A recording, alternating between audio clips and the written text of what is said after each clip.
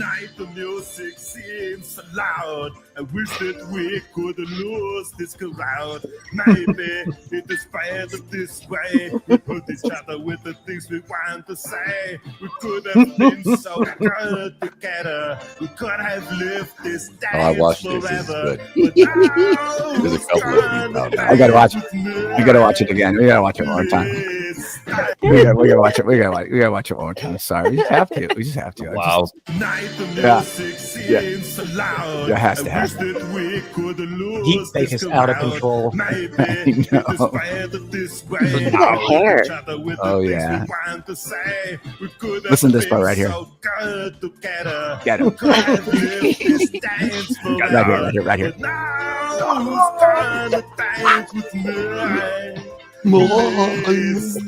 Oh yeah, dude. You gotta love that. You gotta love that. Yeah, you gotta love that. So loud. You're so loud. I gotta show this. There's another thing I want to show you guys. This is something that's pretty special, I think. And I'm just gonna kind of do this thing here. Neo, wake up. Down. No. Okay, so let's go entire screen. Let's share this thing. How about this? This is fun. That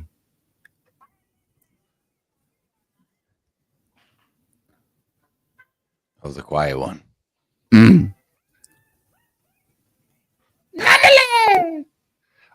Is there music?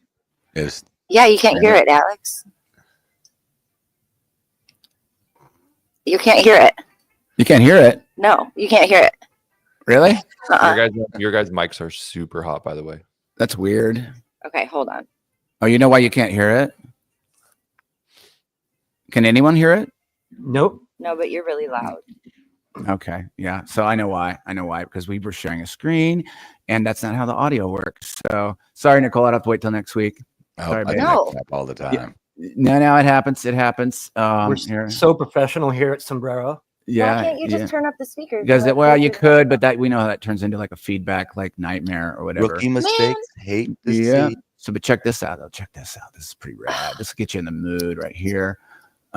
This is what are we talking tonight? I'll do the intros here in a second, but this will get you in the mood here for where we're at. It was a little edit that was done that I really liked. Just a random dude that just did an edit for like his college classes, and I felt like it was pretty spot on for what we're doing. So let's check this out.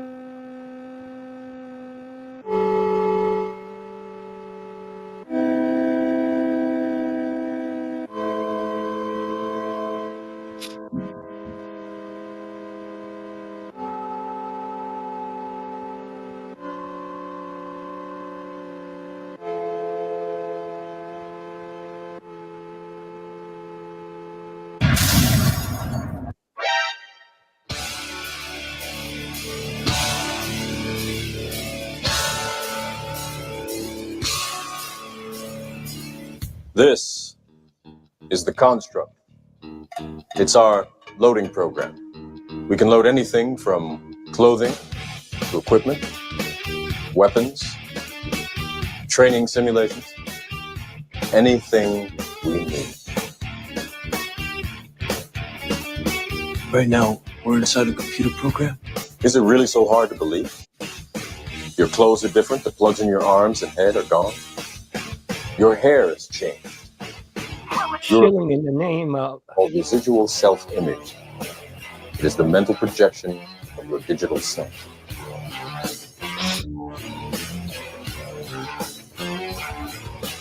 Some of those that work forces are the same that burn crosses.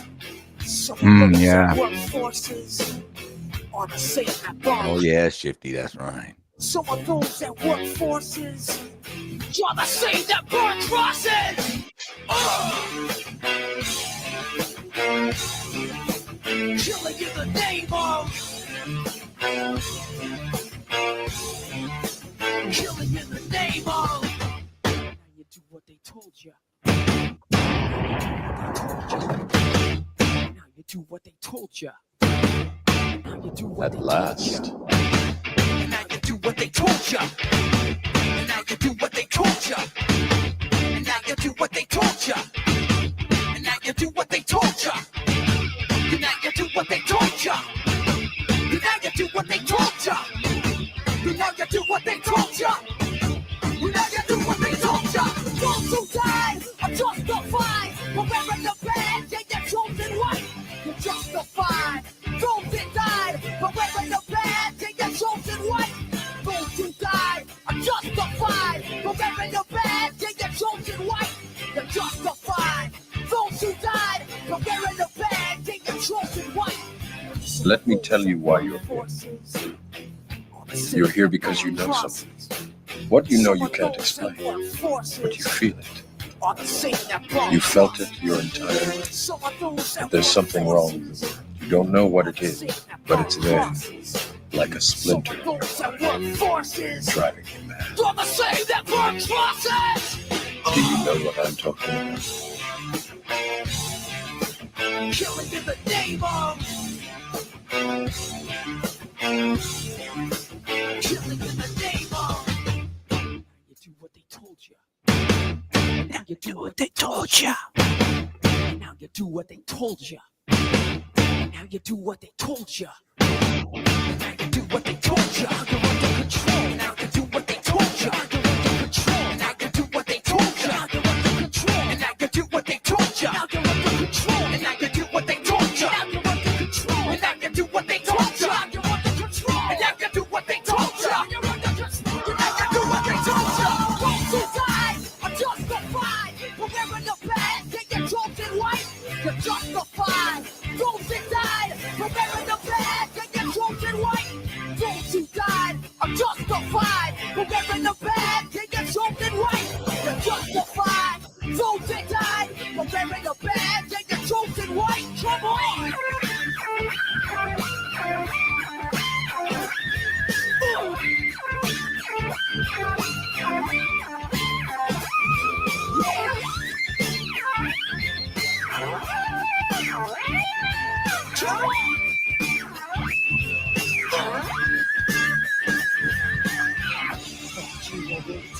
Tell me, fuck you, I won't do what you tell me.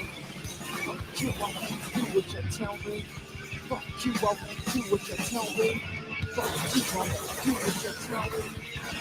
you, I won't do what you tell me. Fuck you, I won't do what you tell me. Fuck you, I won't do what you tell me. Fuck you, I won't do what you tell me. Fuck you, I won't do what you tell me. Fuck you, I won't do what you tell me. Fuck you, I won't do what you tell me. That's all our F-bombs for tonight. Yeah, we used them all up. Yeah, enjoy this now. If you get monetized, you ain't gonna be able to play this type of music no more. I'll tell you that.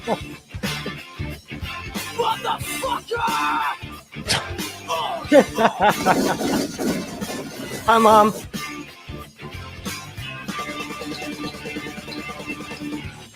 Shout out and loyal Sombrero community. Thanks for having your boy on, man. Wake up, Neo. Wake up, Neo. Wake up.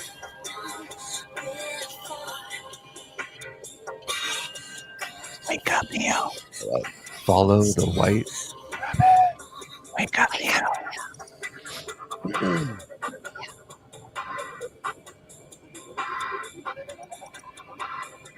Wake up, Neo. Pop quiz. What was the expiration date on Neo's passport? Which was 9/11. That would be 9/11. Are you gonna do easy ones now, Andrew? Really? Come on, who do you think you're talking to here? We all... Yeah. Welcome to the Sombrero, guys, on this Sunday. We have a special guest tonight, Chris Vick from True Earth University and True Earth Entertainment on YouTube, True Earth University on Facebook, True Earth Entertainment on YouTube. I think I got that right. Right, Chris? Yes. We met first time Flattober 2, I believe, or Flattober 3, and we hung out and had a great conversation at a bar somewhere in South Carolina. Yeah. That's how all the great stories start. Right there. Yeah. And jokes.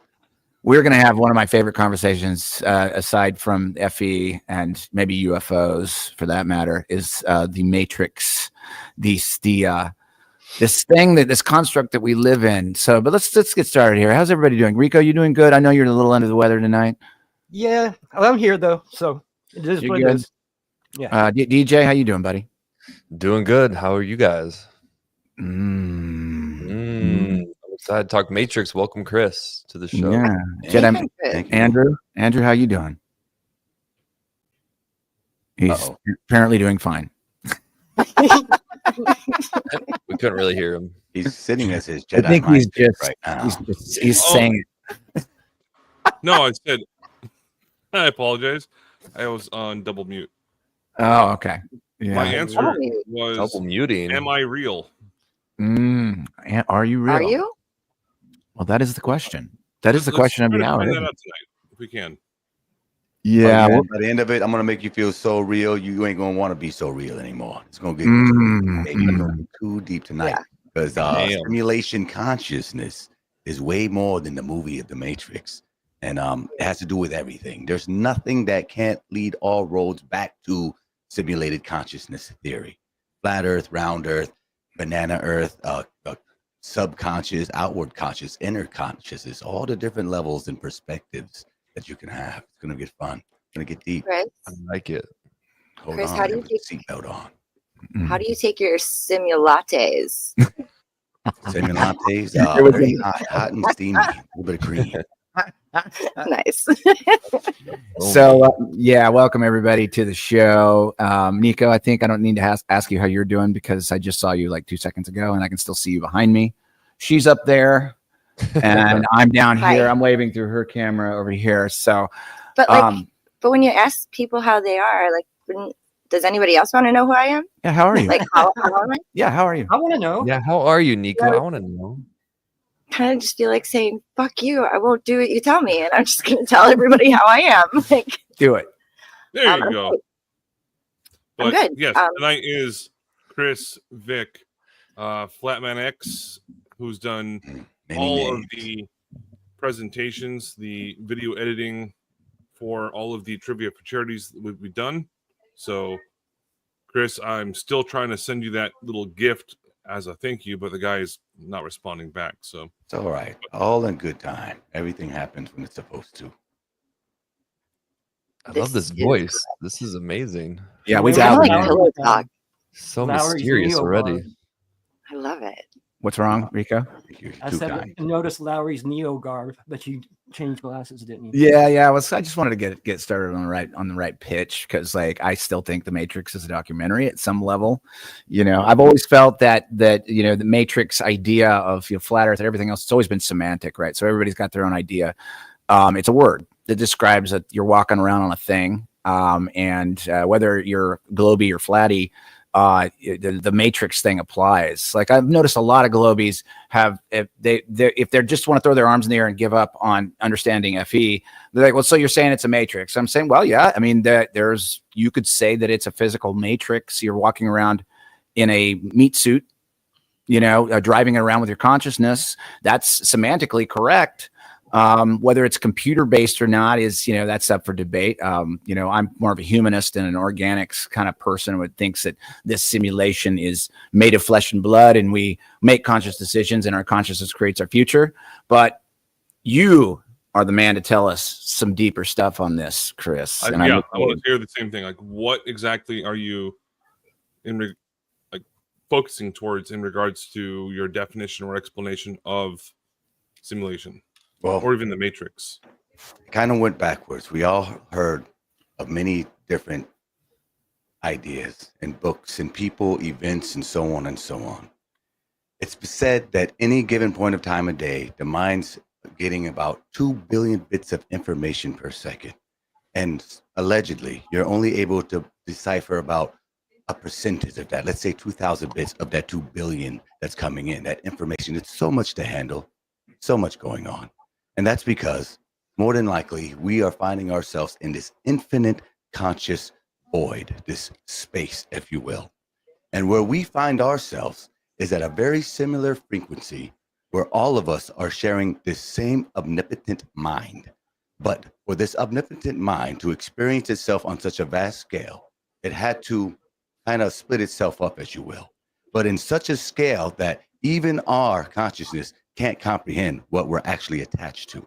That's why we're always grasping at straws, usually external ones. And those external straws lead us back in circles over and over again, no matter how complicated and concentric those circles may be. And they'll show themselves in different patterns. Education, philosophy, architecture, and the ideas of our home, where we live, what's under our feet and what's above our heads. It seems like the only thing, no matter what the topic is conscious awareness itself. Depending on whatever level that you find yourself at, and it doesn't really matter because, again, ultimately we're connected to the whole. But if we keep allowing ourselves to be pulled from binary to binary, meaning one side to another, one polarization side to another, then we find ourselves in the ever-going energy of this gift, this conscious mind. It's always moving. Like we know things are always moving. Everything's energy, everything's frequency, everything's fluctuating. And that has to do with conscious. The old occultists like Manly P. Hall and so many others, and dark ones and light ones alike, light workers alike, all speak of the same type of influences, and they just have different names for it. Rather it be religious texts, biblical, arcane, even Wiccan scripts and ledgers are all entangled in the same energy of consciousness. And depending on where your limited view can handle is what will make the most sense to you. Again, this has to do with everything. Whatever you can focus your mind on, you will obtain. We can prove this every day, every single day. There's nothing you don't do in your daily life that you didn't will it to be so. But our problem is we've never been taught this as an actual act that we're choosing to do. Matter of fact, I would say, especially here in America, that we're convinced that we are powerless and that these woo-woo and mystical type features about ourselves are just misunderstandings, right? That we don't understand. No, that's not real. Just trust me. Go to work. This, that, and the third. And this has generationally been going on. I believe our ancestors, no matter what way you want to focus, because again, this topic, whatever topic you go to, when you look at it with whatever level of conscious you have, is what you're going to attain out of it. So if you look in the pack and be like, oh, you talking about the Tartarians? Or are you talking about the cavemen? Or are you talking about this? I'm talking about all of it. Whatever your conscious can handle is what's there for you to piece together, because it's all a big effing web of information. And it's there to be consumed and learned from and gathered. But because of how strong we are, because of our mind, because of a unique of a type of level that we find ourselves at, and this has nothing to do with if there's higher beings above us or below us. It doesn't even matter. There probably is, but again, let's kind of stick with what we can handle, which is the power to be able to focus our conscious mind. Because in doing that, we obtain subconscious abilities, that the inherent abilities that's bestowed upon us all, again, that we use every single day. But we mundanified it. We made it so watered down, so ill, so icky, if you will, that just talking to this on a passive daily is, inconceivable. You have bills to pay. We have electricity to worry about. We have politics and this, that, and the third. Now we have drones and this, that. It's always going to be something there, because I believe that the higher up know this. They don't have to put our hands around our throats to make us do things anymore. They just got to consolidate the information. And with the internet, and as long as it's been around now, and most of us here are older than the internet, so we can see how fast things have changed within like 2 freaking decades, really quickly. So with that being said, then nothing has changed for them. The powers that be are still the powers that be, but we don't have to react the same way as we used to. Hey, Chris, a little birdie told me that the universe is conspiring to give us what we want. I would be inclined to agree. Why not? Again, what kind of bird was it? Oh, yeah.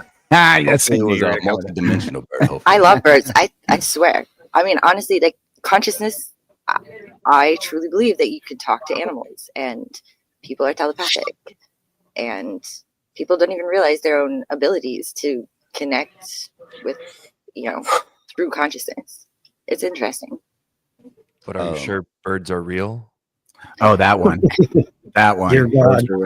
I don't even know how do you even go down that rabbit hole, really? Like, how do you go down that rabbit hole if birds are real or not? It's kind of weird. I have seen the insides of a bird. I've seen a pigeon filleted out on my front sidewalk, probably by somebody that sacrificed that pigeon to something else. There were organs inside of it.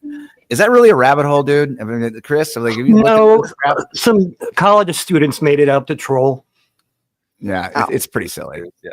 Yeah, I don't, Well- again, I don't let that one fill. I hear types of silly stuff all the time. I mean, again, that's part of our power. We get to choose how much silly stuff we allow in, and really, what we really want to focus on, as opposed to, what we gaining from the information that we're allowing ourselves to retain on a minute-to-minute basis.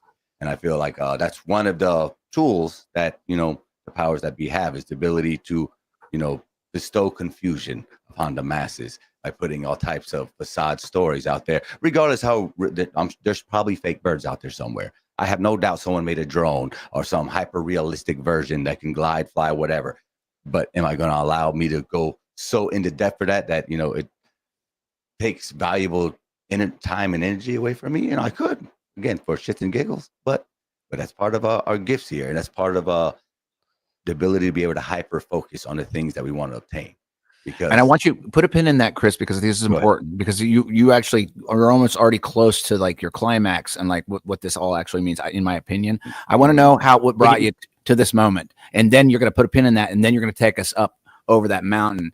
Tell us what brought you here and where you broke through, and you can do it in like brief amounts. You can do like, just a short summary of how you got here to this place. Tell us about you. We'll keep it recent how fast I came over to this side of thing, because just like a lot of people, I'm sure that's in this chat room and that's watching right now, the hardcore, Planet Earther forever. And then I kind of had to reanalyze myself and how fast I allowed myself to switch sides based on what information. And regardless of how I felt about it and for what reasons at the time, it still happened. So kind of using hindsight as a superpower now, I gauge behavior patterns of myself and the people I allowed myself to come around, and how the different levels of influence that happens depending on what type and what time information comes out. An example recently, the whole Antarctica trip with our friends Jaron and Austin. I was completely baffled by how fast they got turncoated because of people don't like their findings. And I get for all the various reasons, and without letting myself respond in such visceral or even sympathetic responses, I allowed it to kind of just pass through me, to kind of just watch and bear witness, as opposed to try to take action, give my opinion. No, they're lying. Oh, they're telling the truth. This, that, and the third. Because if this whole place is a conscious construct, depending on the choices I make will determine where I lay in the future going forward. And like I'm putting myself in a chess move, putting my part of the conscious of infinity to a chess move to better align with where I would like to be. I want to know the truth. I want to know where I am. I want to know how this works. And it's only, even if someone gave you a photo of exactly what this place is, you have to have faith in that photo, because you didn't take it yourself, like anything else. But again, that's just given information, as opposed to firsthand information of you, the actual viewer, the experiencer, doing it yourself, because it changes you when you experience the thing that no one's going to believe you for. And there's many things, even here tonight, I will not share my experience because I'll look even more crazy than I already do trying to explain unlimited super conscious that's almost dictating the things. No. We want that. You can't tease that. We're as crazy as you are, dude. You have to bring. How y'all feel about I free will? How y'all feel about free will? I love free will. It was free will is given to us. You feel like it's given to you, do you? I feel. Well, I mean, I can answer. You allow me to challenge that. Sure, go ahead. I'd love to. Go for it. All right. No, we own our free will. It's ours. Is it? I mean, that's what I believe. I would say it's 80-20. That's why we believe. I believed it too, because why would we believe it? We've never been given any other option. So here's option 2. Okay. Option 2 is that we don't have the free will that we so desperately desire or want, or at least been conditioned to desire. Why do we want free will? Well, we've been told we get free will because then you get to choose the things that you do today. Do you? All right, here it goes. Deeper in the side of the pool. If eternity exists, if the super mind exists, and it's a thing, it's actually conscious and has influence on its own creations, there is no reason to think, beyond a shadow of a doubt, that any choices that you make were ever yours. Because again, this chess game has already been played out. It just feels new to you. So you're supposed to feel like you're making choices, or you wouldn't do the things you were destined to do. Again, In the now, it feels like it's happening now. It's supposed to. But in the super mind, mega mind, ultra super conscious, it's already played out, baby. It's already played out. Before I forget it, let me speak to that. I think it's important. So you're saying this is an experiential experience, not to double up the words, but it's like because you forgot the experience, you're having the experience again because you forgot what it was. So it's new again. It's part of the eternal play. Sure. Am I understanding that correctly? Yeah. Okay. Go ahead. I can see it that way. Again, in an infinite realm of infinite possibilities, that's one I would prefer to subscribe to, as opposed to many of darker theme ones that I could come up with off the top of my head too, because we're creative beings. We're willing our intent every second of the day. If your life is not where you want it, you only have yourself to blame. If your life is exactly where you want it, you only have yourself to blame. We always blame the Illuminati and these dark forces, and they can exist, sure, but they know the rules. That's why they get the things. They might use little cheat cuts and do some effed up things. I'm not saying they don't.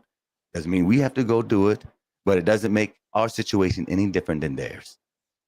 And right. And there's another thing. Allow ourselves to open up to these possibilities, the more these possibilities will expose themselves to you as a reality. Yeah. Let me ask you this, and I'm agreeing with you on this.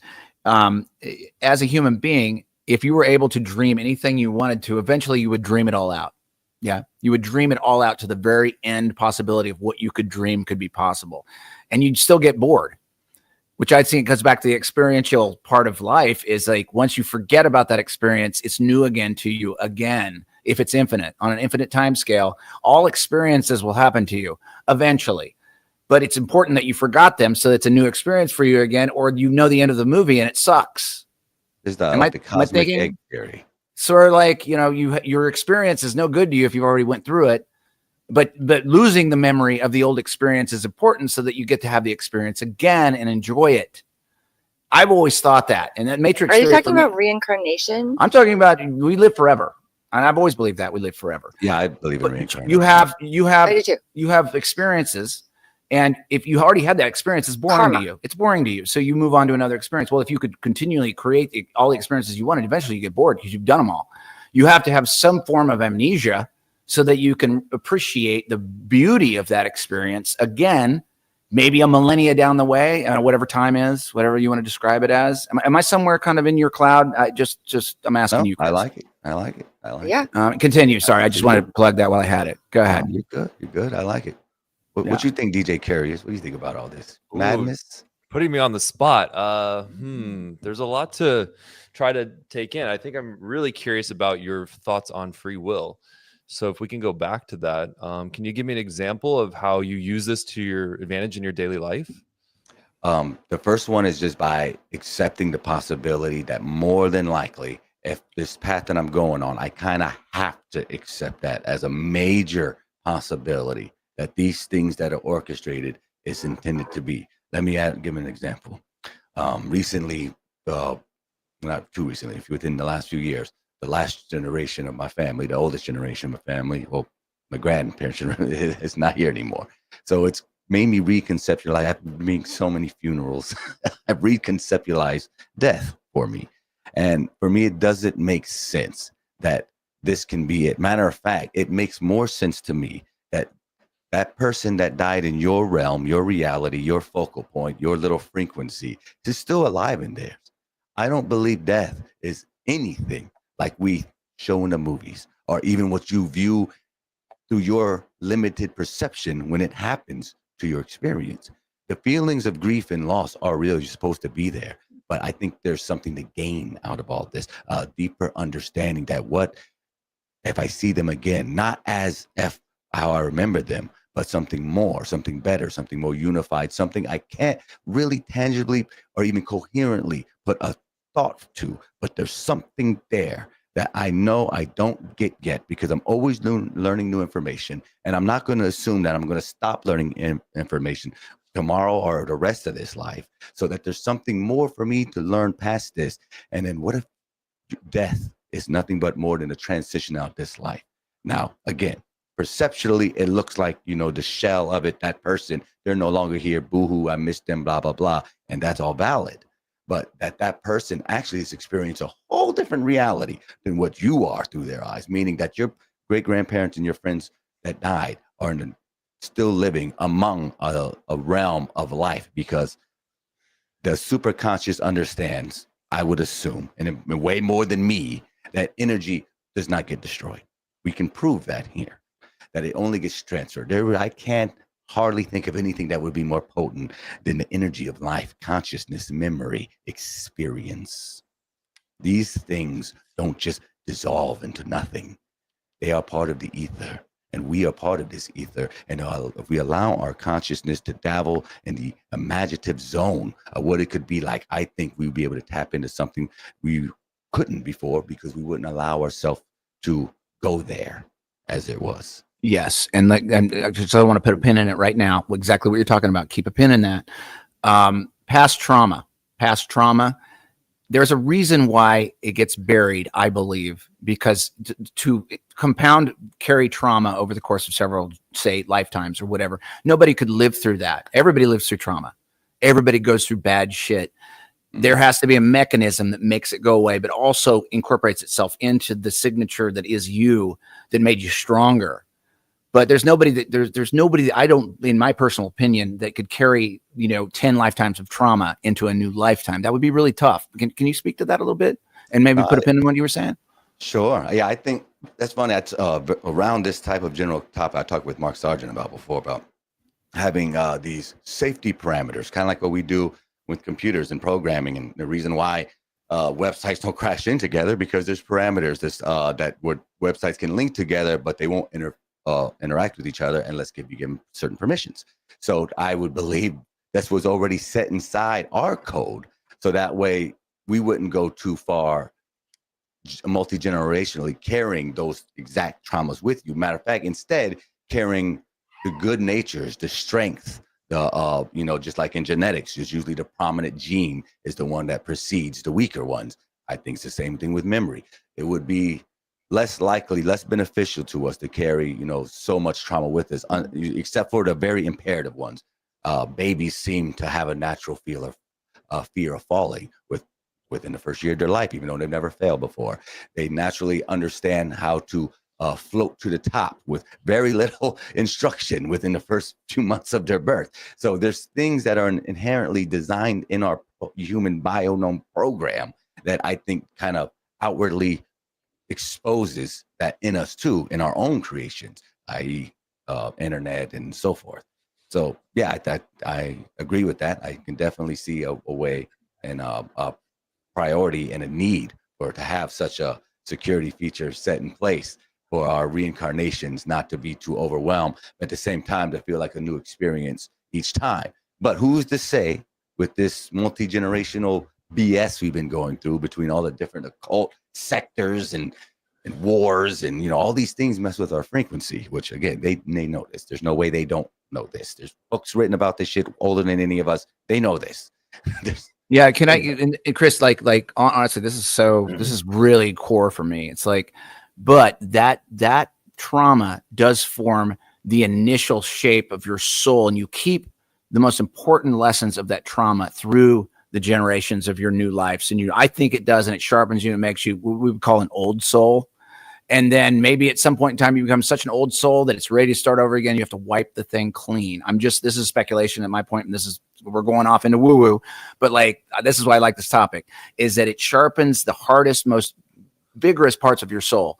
And it keeps the most important lessons you learn in that trauma, but not too much of it, so that you can push on into your next lifetime, whatever you're doing. And then by the time you get to be an old soul, maybe you get to be like a wizard at some point in time at the end of your life. And I mean that in a good way, not a bad wizard or black musician or black magician, but you get to be at some point in time, you've lived like 20 lifetimes and you've taken all the traumas, but you've sharpened that sword over time. And you get to have that one lifetime where you were just rocking. And then guess what? And then, whatever the powers that be, whatever this thing does is like, okay, you got to do it. Now you get to erase it all and start over. What do you think about that? You want to be Lowry the White, it sounds like. I don't know what I want to be. I'm just like, you ever saw Lord of the Rings? I've seen that thing like 100 times. Gandalf the Grey until he Gandalf died the Grey one more time, but he comes back as Gandalf the White, old, wiser, but revitalized and kind of in his prime. So I find it super interesting. I don't know much about well, maybe you guys can tell me, what does karma mean in this matrix system, and what is it working towards? Chris? Frequency of karma for me, because unfortunately there's a lot of bad people who get away with a lot of bad shit just because they know how to retune their frequency. It sucks that they get away with shit like that, but it happens all the time. So who's the authority on keeping track of why they're getting away with that? The programmer, I would imagine. It's hard to blame the people inside the system for the way the system runs, even if you can exploit certain measurements of it, just like in video games, unfortunately. It can be fixed, but just like why they can't fix things in video games, you don't intend for certain things to be exploited, right? Like there's certain games out there. There's a racing game. I forgot which one it was, like Need for Speed or something. It has a basketball under one of its tracks, right? Why? Why do you have a basketball? It's not a court, it's a hoop, a basketball hoop. If they take that basketball hoop out under this racing game, it will destroy the game. It will destroy it. It will ruin it. Got to keep a basketball hoop under this racing game. So, and I think as above, so below, like we've been saying, it's probably something, these quirks inside here, where if it messes with the perfection of the imperfections, it will be worse than we can even imagine. So I try to give more credit to the programmer, the developer, the mighty architect, God, the divine, whatever name you want to give it, to, these little nuances that allow this place to exist the way it does. Because I don't want that metaphorical hoop from center earth to be removing, i.e. the bad things that happen here, the traumas and everything, if it's going to mess with all the excellent good stuff here. Yes, and let me. This is a really good tie-in to like a lot of it. Like I didn't grow up with religion. I think most DJ did, but like generally we will either call it source or God or a creator. I think that's a generality amongst in FE land. It's like they'll call source, God, creator, whatever. One thing that ties all that together is one source. All of us. And then all of us. I always said that it's 80-20. It's 80% free will and 20% creator. We all have that. Everybody has 80-20. That's just me. I'm not making any claims. That's just my personal opinion. But it really goes into what you're saying. It's like there is a referee out there somewhere. There is a referee involved in this stuff. And because if there wasn't one, this place would be a fireball overnight. Right. So somebody's refereeing this place from somewhere. What do you think about that? Like, what are your thoughts? Like I said, if infinity is a thing, and I do believe it because I think it's the polar, it is the inverted of nothing. Nothing by the definition doesn't exist. So infinity must be the thing we're experiencing here. So again, this is already played out. But if something's meant to burn down, it's scripted to be this way. And the illusion of separation is also the illusion of choice. You're supposed to have fun in the video game. And the video game feels like you get to choose to do GTA 5 and GTA 6 coming out. You feel like you can do anything you can do here in real world on there. All right, we're getting to that point. So there's no reason to think that it's not inverted already now, but on such a scale, our fragmented mind just has a hard time comprehend the system we're actually a part of. But I think if you just kind of play with it, kind of get more accepting to it, things become a lot more easier. Things seem to be a lot more synchronistic. For me, my experience seems to have gone a little bit more synchronistic for me as far as everything. Looking back at the people that I met before, hung out with all the time, and switching friend groups, growing friend groups, friends leaving, friends coming, family growing, family dying, this, that, and the third. It's a play. It's a very beautiful, well-orchestrated play. And you get to decide how well your part of the play is going to be. Is it going to be miserable? Or is it going to be fearful? Is it going to be exciting? Is it going to be filled with beauty and creativity? We always get this choice. And every moment you're going to get to decide how scary you want this ride to be or how awesome you want this ride to be. And that's what really I've come down to with this community. Again, especially it kind of hurt me how many people are infighting over information. A lot of information that most people didn't go gather themselves. There are assumptions that hurt their ego and their ideology of how this realm works. So therefore, the other guy that was supposed to represent them, F him. I'm keeping my ideology that I learned here from the comfort of my couch, and that's going to be it.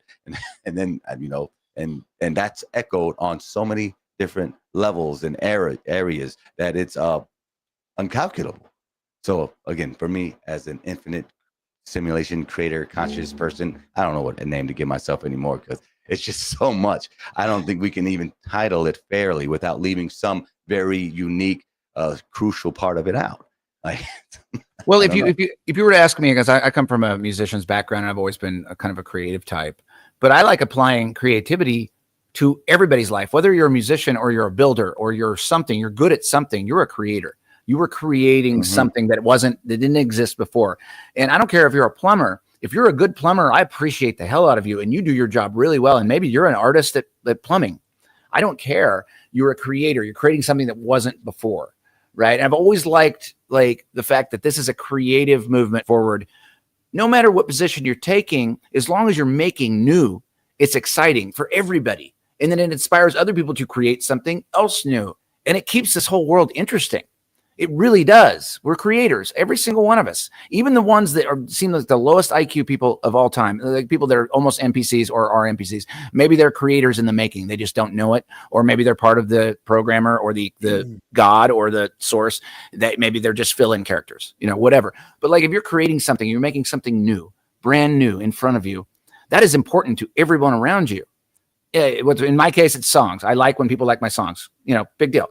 Go out and do, if you build something, even if it's the weirdest thing you've ever built, that was brand new. And, I think in aggregate through the entire consciousness, that is good. Create something, do something original, do something that's, even if you think it's weird, you can be made fun of, do it and make it go. And it changes the universe. How do you feel about that? I feel like you're yelling at me. I'm sorry. It's because I'm right behind you. Yeah, it really seriously, you're like, go create. I know. I was kind of being a football coach there. Yeah. Go create. I thought he was passionate. That's okay to have a little No, passion. he's definitely passionate. Go create. How about this? Go create. I like to hear the passion. Maybe like Bob Ross. Don't, right here, we're going to do a little creation. ASMR. I'm sorry, Nicole. I won't yell again. I'll just read it. Well, he's back here, so he's actually yelling. Oh yeah. And he's like echoing, and so I'm like, I get like double. So it's like my conscious and subconscious yelling at me, and like, why are you being so creatively lazy lately? Well, tell me more about karma. What does it mean to you, Nico? Karma? Like you said, you believe in it. I want to know. Well, explain if you were going to explain to me what you believe in. Well, I also believe that we never die. I think that I kind of believe in this like a quantum immortality kind of concept where when anybody dies in this realm, they do go on to a different realm, but they're not dead in that realm. Like their soul carries on. I also believe that, oh my God. What happened? Jesus. It was the ghost? Nice. Everybody was not in your matrix simulation, were you? Create, Nicole. Create. Oh my God. Create, Nicole. Hypervigilance much? So trauma. I don't believe that your soul holds on to it. I believe that your soul, it's not good or bad. It's a lesson. You come to this earth planet and it's a realm where you learn, and it's like the hardest school of karma. So if you go out and do bad things to people on purpose and manipulative, maybe that's your lesson, but you're going to come back the next time around and you're going to learn a new lesson about being the victim. So it's kind of like almost like a game, but yeah, you don't remember it, but there are imprints. So if you were to draw your whole entire life onto with a Sharpie and paper, and some of it will bleed through. What do y'all believe dreams are? Hmm? What do y'all believe dreams are? I think dreams are going backwards. I love dreams. I think somebody's talking to me from somewhere. I think it's part of our radio communication while we're sleeping. And somebody's talking to us and we should pay attention to them more. What do you think sleep paralysis is? Ooh, that's spooky. That stuff's spooky. Because I get that a lot. That's spooky. That's you might be like being abducted. Yeah. You believe in astral projection? Uh-huh. Is it okay if we go back to Chris's view on the Matrix. I want to understand more of what you're seeing that we're experiencing, and kind of trying to bring it full circle of what we were talking about. It sounds like our choices here can they make a difference in this life, or are we kind of stuck? If you're already having a bad or shitty experience, can you make it better in this reality? And I know this is a lot because it's hard for us regular people, humans in general, to quantify giant numbers, let alone the idea of infinity.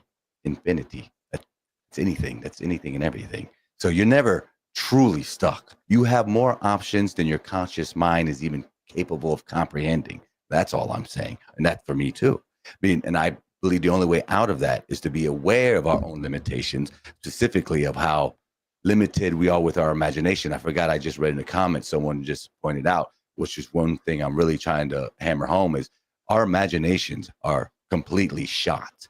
There hasn't been original thought, as far as I'm concerned, and I'm only 40 years old, and I haven't heard an original thought in decades. Old movies did everything. Now we're getting repeats of cars, people, faces. Now, I don't think this is by accident, but I don't think it's done by any type of mortal human, because if it's done, it's got to be done by some immortal type of being, vampire, zombie, I don't know. It could be our wildest imagination, but it doesn't make sense for the politics and rules and laws set in place over 100 years ago that's only set up to benefit the people who set them up now, today. Sure, they might have an all right life, but nothing compared to what their great grandkids had. And I almost never met an old greedy person who gave anything a fuck about themselves, let alone their great grandchildren who they're not going to ever even really know. So there's something more to this game we're not privy to knowing.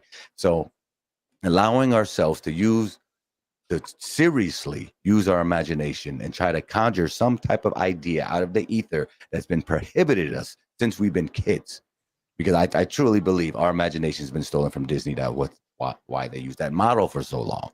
Capture your imagination. The idea what a king should be, princess should be, what a family should look like, what you should drink, eat, wear, talk. Everything was stylized, behavior modified over the course of the last generations, from what I could tell. Where I identify as a princess. I knew she was going to say that. I was like, ooh. And for the longest, I identified as a warrior, as most of my friends growing up. And that wasn't by accident. She's still MK Ultra. That's all. So we're one day at a time, sweetie. You're still a princess. The Sombrero princess.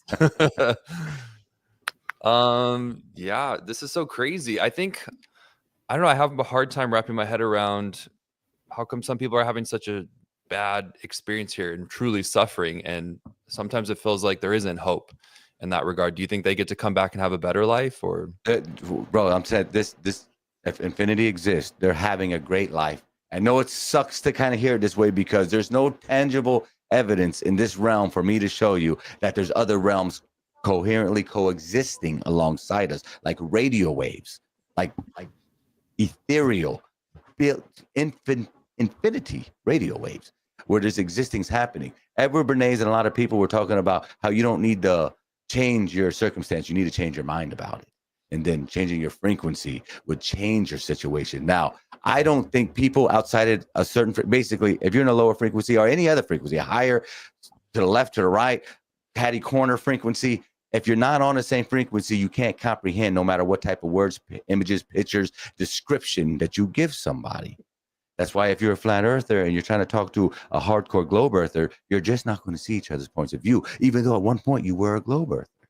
Now, where I find myself at by exposing myself, I see both things again. I rejected because I was so hurt from the 90s of growing up being gaslit about what life was going to be like in the future and about going to moon and Mars and all this stuff, that when I found out that certain things was a lie, I kind of just erased it all and I became a hardcore flat earther. And in doing so, I limited myself of the information I would attain, gather, and my behavior patterns changed. Just off information. Me, someone who I thought had full grip on my behavior and strength and ability to make choices, was influenced off of simple information. And I will look around me, it's still happening. And people take that little bit of information and they identify with it. They take it personal, and now that's who they are. So now if you attack that information, even if it's third party, you just attack them. Even though the thoughts that they're believing in wasn't theirs originally in the first place. And that's what's can be so scary about this. Copy When you that. realize that all the thoughts Glitches that you're in having, well, not so much glitches as an actual working program. And we're computers. And your program is to take the information, identify with it, and then protect it. And we're all doing that with who we are, how we look. Even we can even prove with mathematics, computers, and even psychology that the colors that we will agree that are certain names aren't the same visual frequency that we're all looking at. Meaning your purple could be my green. We already know that colorblind people exist. But Dude, I've always thought about that, Rico is dude. colorblind. What does a purple I'm look like to colorblind. another person's purple? Nobody knows what your purple looks like You versus can't. mine. You can't because it's your reality. It's yours. This is So your. It's so weird. Like, what is your So purple when look you like? die, I believe, like all of us, when you shift to the next realm and this facade kind of just dissolves away, you'll wake up as if you were in a life that you never left, and it will feel just like your dreams do when you're at night, just as real as this one does. And then when you flip sides, it be catty corner. Then that other place, and this place will feel like the dream. I had this crazy dream that I had this whole life where this happened. And then people in that life more likely be like, hopefully we'll be in a more conscious state of mind and realm. People around us can be like, oh, honey, that was your old life. You ain't there no more. You over here now. You don't got to pay taxes no more. Oh, dude. Anyway, There's that's a, whole nother there's a conversation. class. Go ahead. Keep on. Keep going. Wait, my mom, and this is really quick. She called me a couple weeks ago and she's like, I have to tell you this dream that I had about you. And I'm a photographer, but so she was like, we were in this dream and we were doing, she's like, you took me, she's like, I came home and you were there and you were looking at these pictures and you were like, Mom, look at the picture that I just made. But she's like, you showed it to me and it was like a moving picture, but like a snow globe. Like it was like a, I don't know, one of those Harry Potter pictures or something like that. And she's like, it was snowing, it was New York. And she had all of these details about it. But she was like, it was the most beautiful dream I've ever had. So I think dreams are very real. I think dreams are more real than what our waking life is. And that's a really good, like okay. So you guys, I hate referencing movies because I think Hollywood's pure evil. But the movie Inception, there was the one scene where they went down where those guys were dreaming for weeks, months, or whatever. And they eventually asked themselves, well, when does the dream become a reality versus the reality that was being shown on the movie, right? And whose dream are you in, what it is? That's really the big question. Like, are we in a dream? Is this reality or is there a bigger reality? And there's a lot of people doing the afterlife stuff that actually are doing out of body stuff. I think Darius, I can't remember his name. He's doing really great stuff. But it's like, is this the dream? Am I in your dream? You in my dream? Am I experiencing something for myself? Are you guys even real? I mean, all these questions come up. I choose to believe you guys are all real, and this is a shared dream. That's what I choose. There's a theological I'm not type real. of explanation to it, or conundrum to it, in regards to how do I know that you aren't real and I'm the only one that is? Indeed. So Yeah. I can't remember the actual philosophical argument. Well, I mean, that was the again, the truth in plain sight, revelation of the method stuff that comes out of Hollywood. But Inception was a big one because it really questions like, what is reality? What is, like a lot of these people that have studied this out of body stuff and they've actually been able to do it. They say, yeah, the physical reality when you die is actually better than this one. We're in a cramped physical reality in this particular construct. Right. We're in a cramped one and we can't use our pineal glands. We can't do all the stuff. Maybe we can, but we haven't practiced it. But we're talking about like, whose dream is it? Like I'm going to, because I have a soft heart and I believe that you guys are all good human beings. I'm talking to you and I chose to live this life with you and do this broadcast with you, that you're all real people and that we're sharing this together. Could it be as nasty as that you guys aren't real to me? Yeah, but I'm not going to believe that. Do you want me to come over there and pinch you? I can come pinch you. And I already scared you. I already scared you when I walked up there earlier. Yeah, I'm going to go off screen again for a moment. Yeah. The break is coming up in 5 minutes. After the break, I would like to present a video in regards to the exact subject.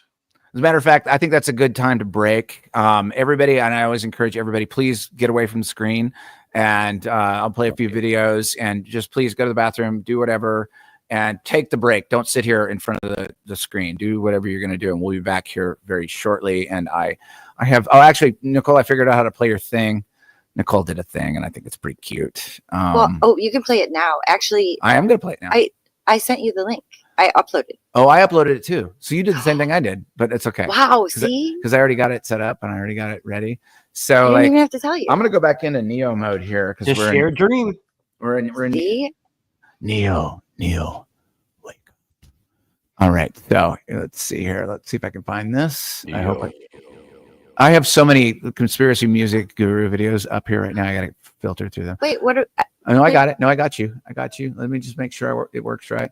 We're getting a lot better at this production stuff, but it's still a one-man show over here, guys. So, okay, I created this today, but I created it from other people's creations, and I was trying to figure out how to make like a little intro, like opener video, and so this is draft one. Yeah, we're 36 episodes in. We just still don't have an intro. So like this is our first. Man, y'all just holler at me. You know that's what I specialize in. I know we might actually hit you up. But Nicole's a really good editor too. She's like, this is what she. Here we go. Let's just look at it. Here we go. Take a break, guys. We'll be back in like 5-7 minutes.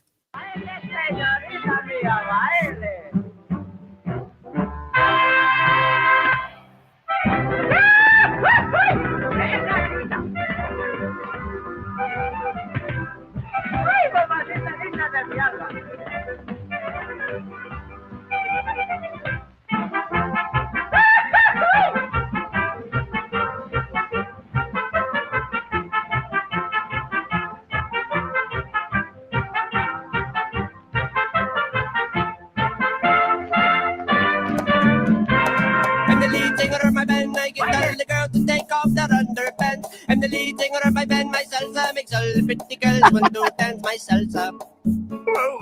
Look out for my next single, it's called my salsa. My salsa, salsa, salsa, salsa, my salsa makes all the pretty girls want to dance and take off their underpants. My salsa makes all the pretty girls want to dance and take off their underpants. My salsa. Looks like somebody's been down here with the ugly stick. Let's go. Can I get a phone that plays the Mexican head dance? I insist on it. I dance around the Mexican hat. I dance, and that's the end of that. Or is it? I guess I'll keep singing. My cell phone appears to be ringing. Uh-huh.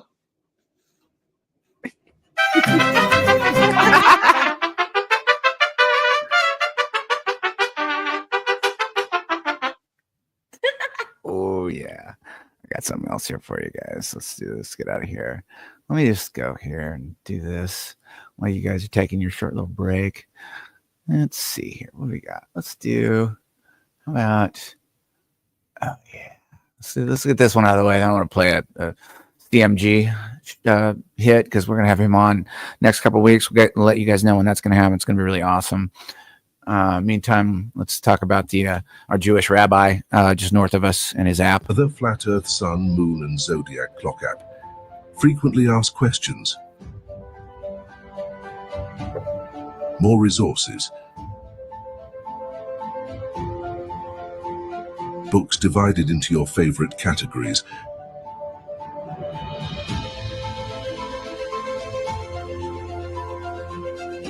Shopping for that perfect flat earth item.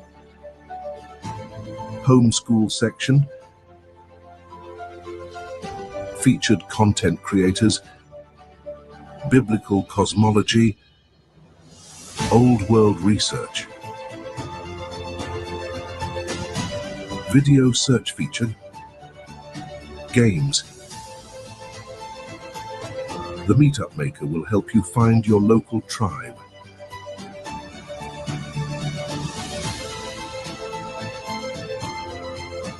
Matchmaker to help you find that special someone. Search your selected radius and say hello. Image search for those key images at your fingertips. Enjoy our chat section.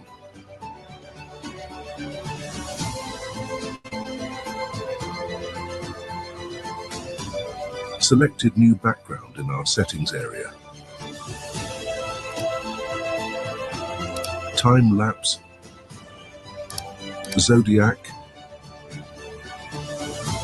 and time zones. The Friend Finder helps you see where all the cool people are hanging. Use your referral code and earn points and Dome cryptocurrency.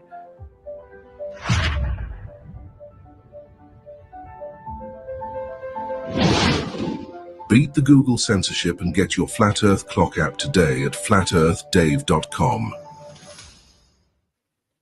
Yeah, and I got one more thing for you, and we'll get back to the conversation here. Let me get out of that.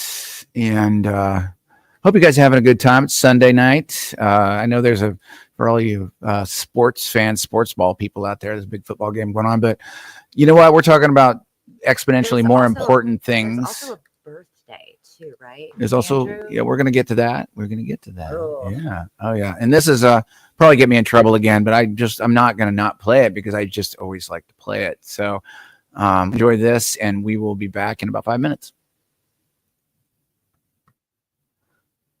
Cover your kids' ears.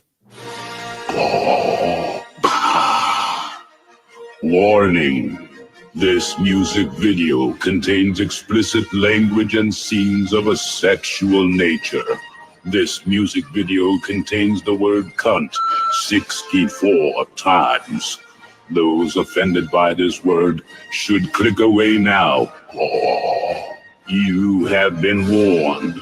If you continue to watch this video, despite this warning, and are offended in any way, then you are a cunt.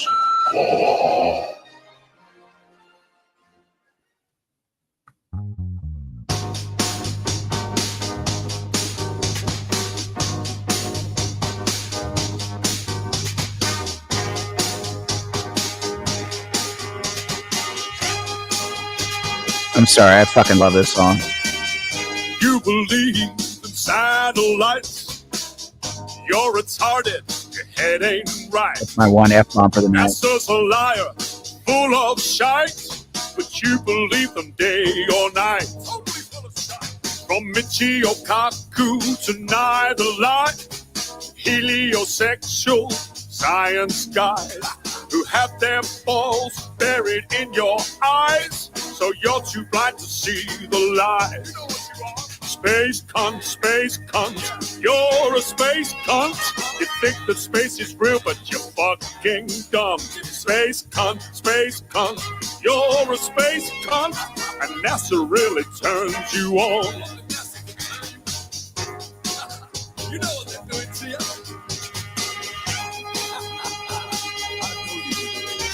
Now don't get me wrong, I know that vacuums are strong, but not as strong as you sucking NASA's dome. When you're on your knees, it's hard to see the light with NASA's jizz in your eyes. You love black holes, not just the ones in space. You got Neil deGrasse's ass in your face.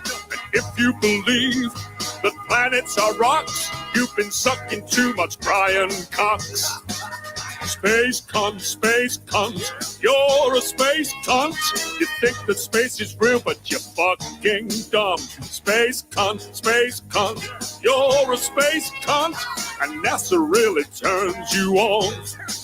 Space cunt, you're a space cunt. Ain't no way to say it without being blunt. Space cunt, you're a space cunt, and NASA really turns you on. They will stick it to you more and more, you dirty space whore. They will turn you upside down and inside out. They will make you feel the real deal. They'll make you feel that space is real by banging you from behind.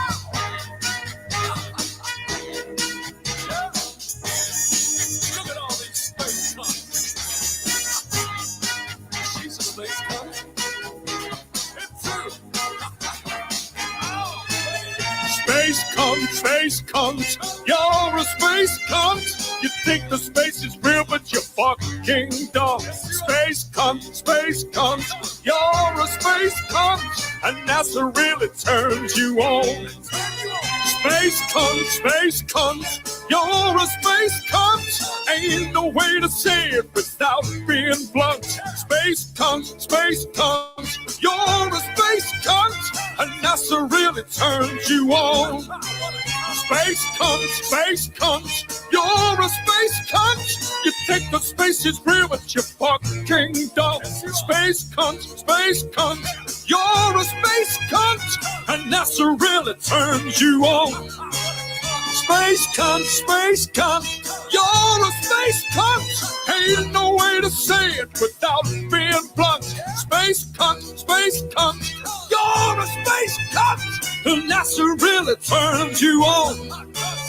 Space cunt, you're a space cunt. You think the space is real, but you fucking don't. Space cunt, you're a space cunt. And NASA really turns you on. Yeah, NASA really turns you on. Yeah, NASA really turns you on. You love to suck on NASA's dome.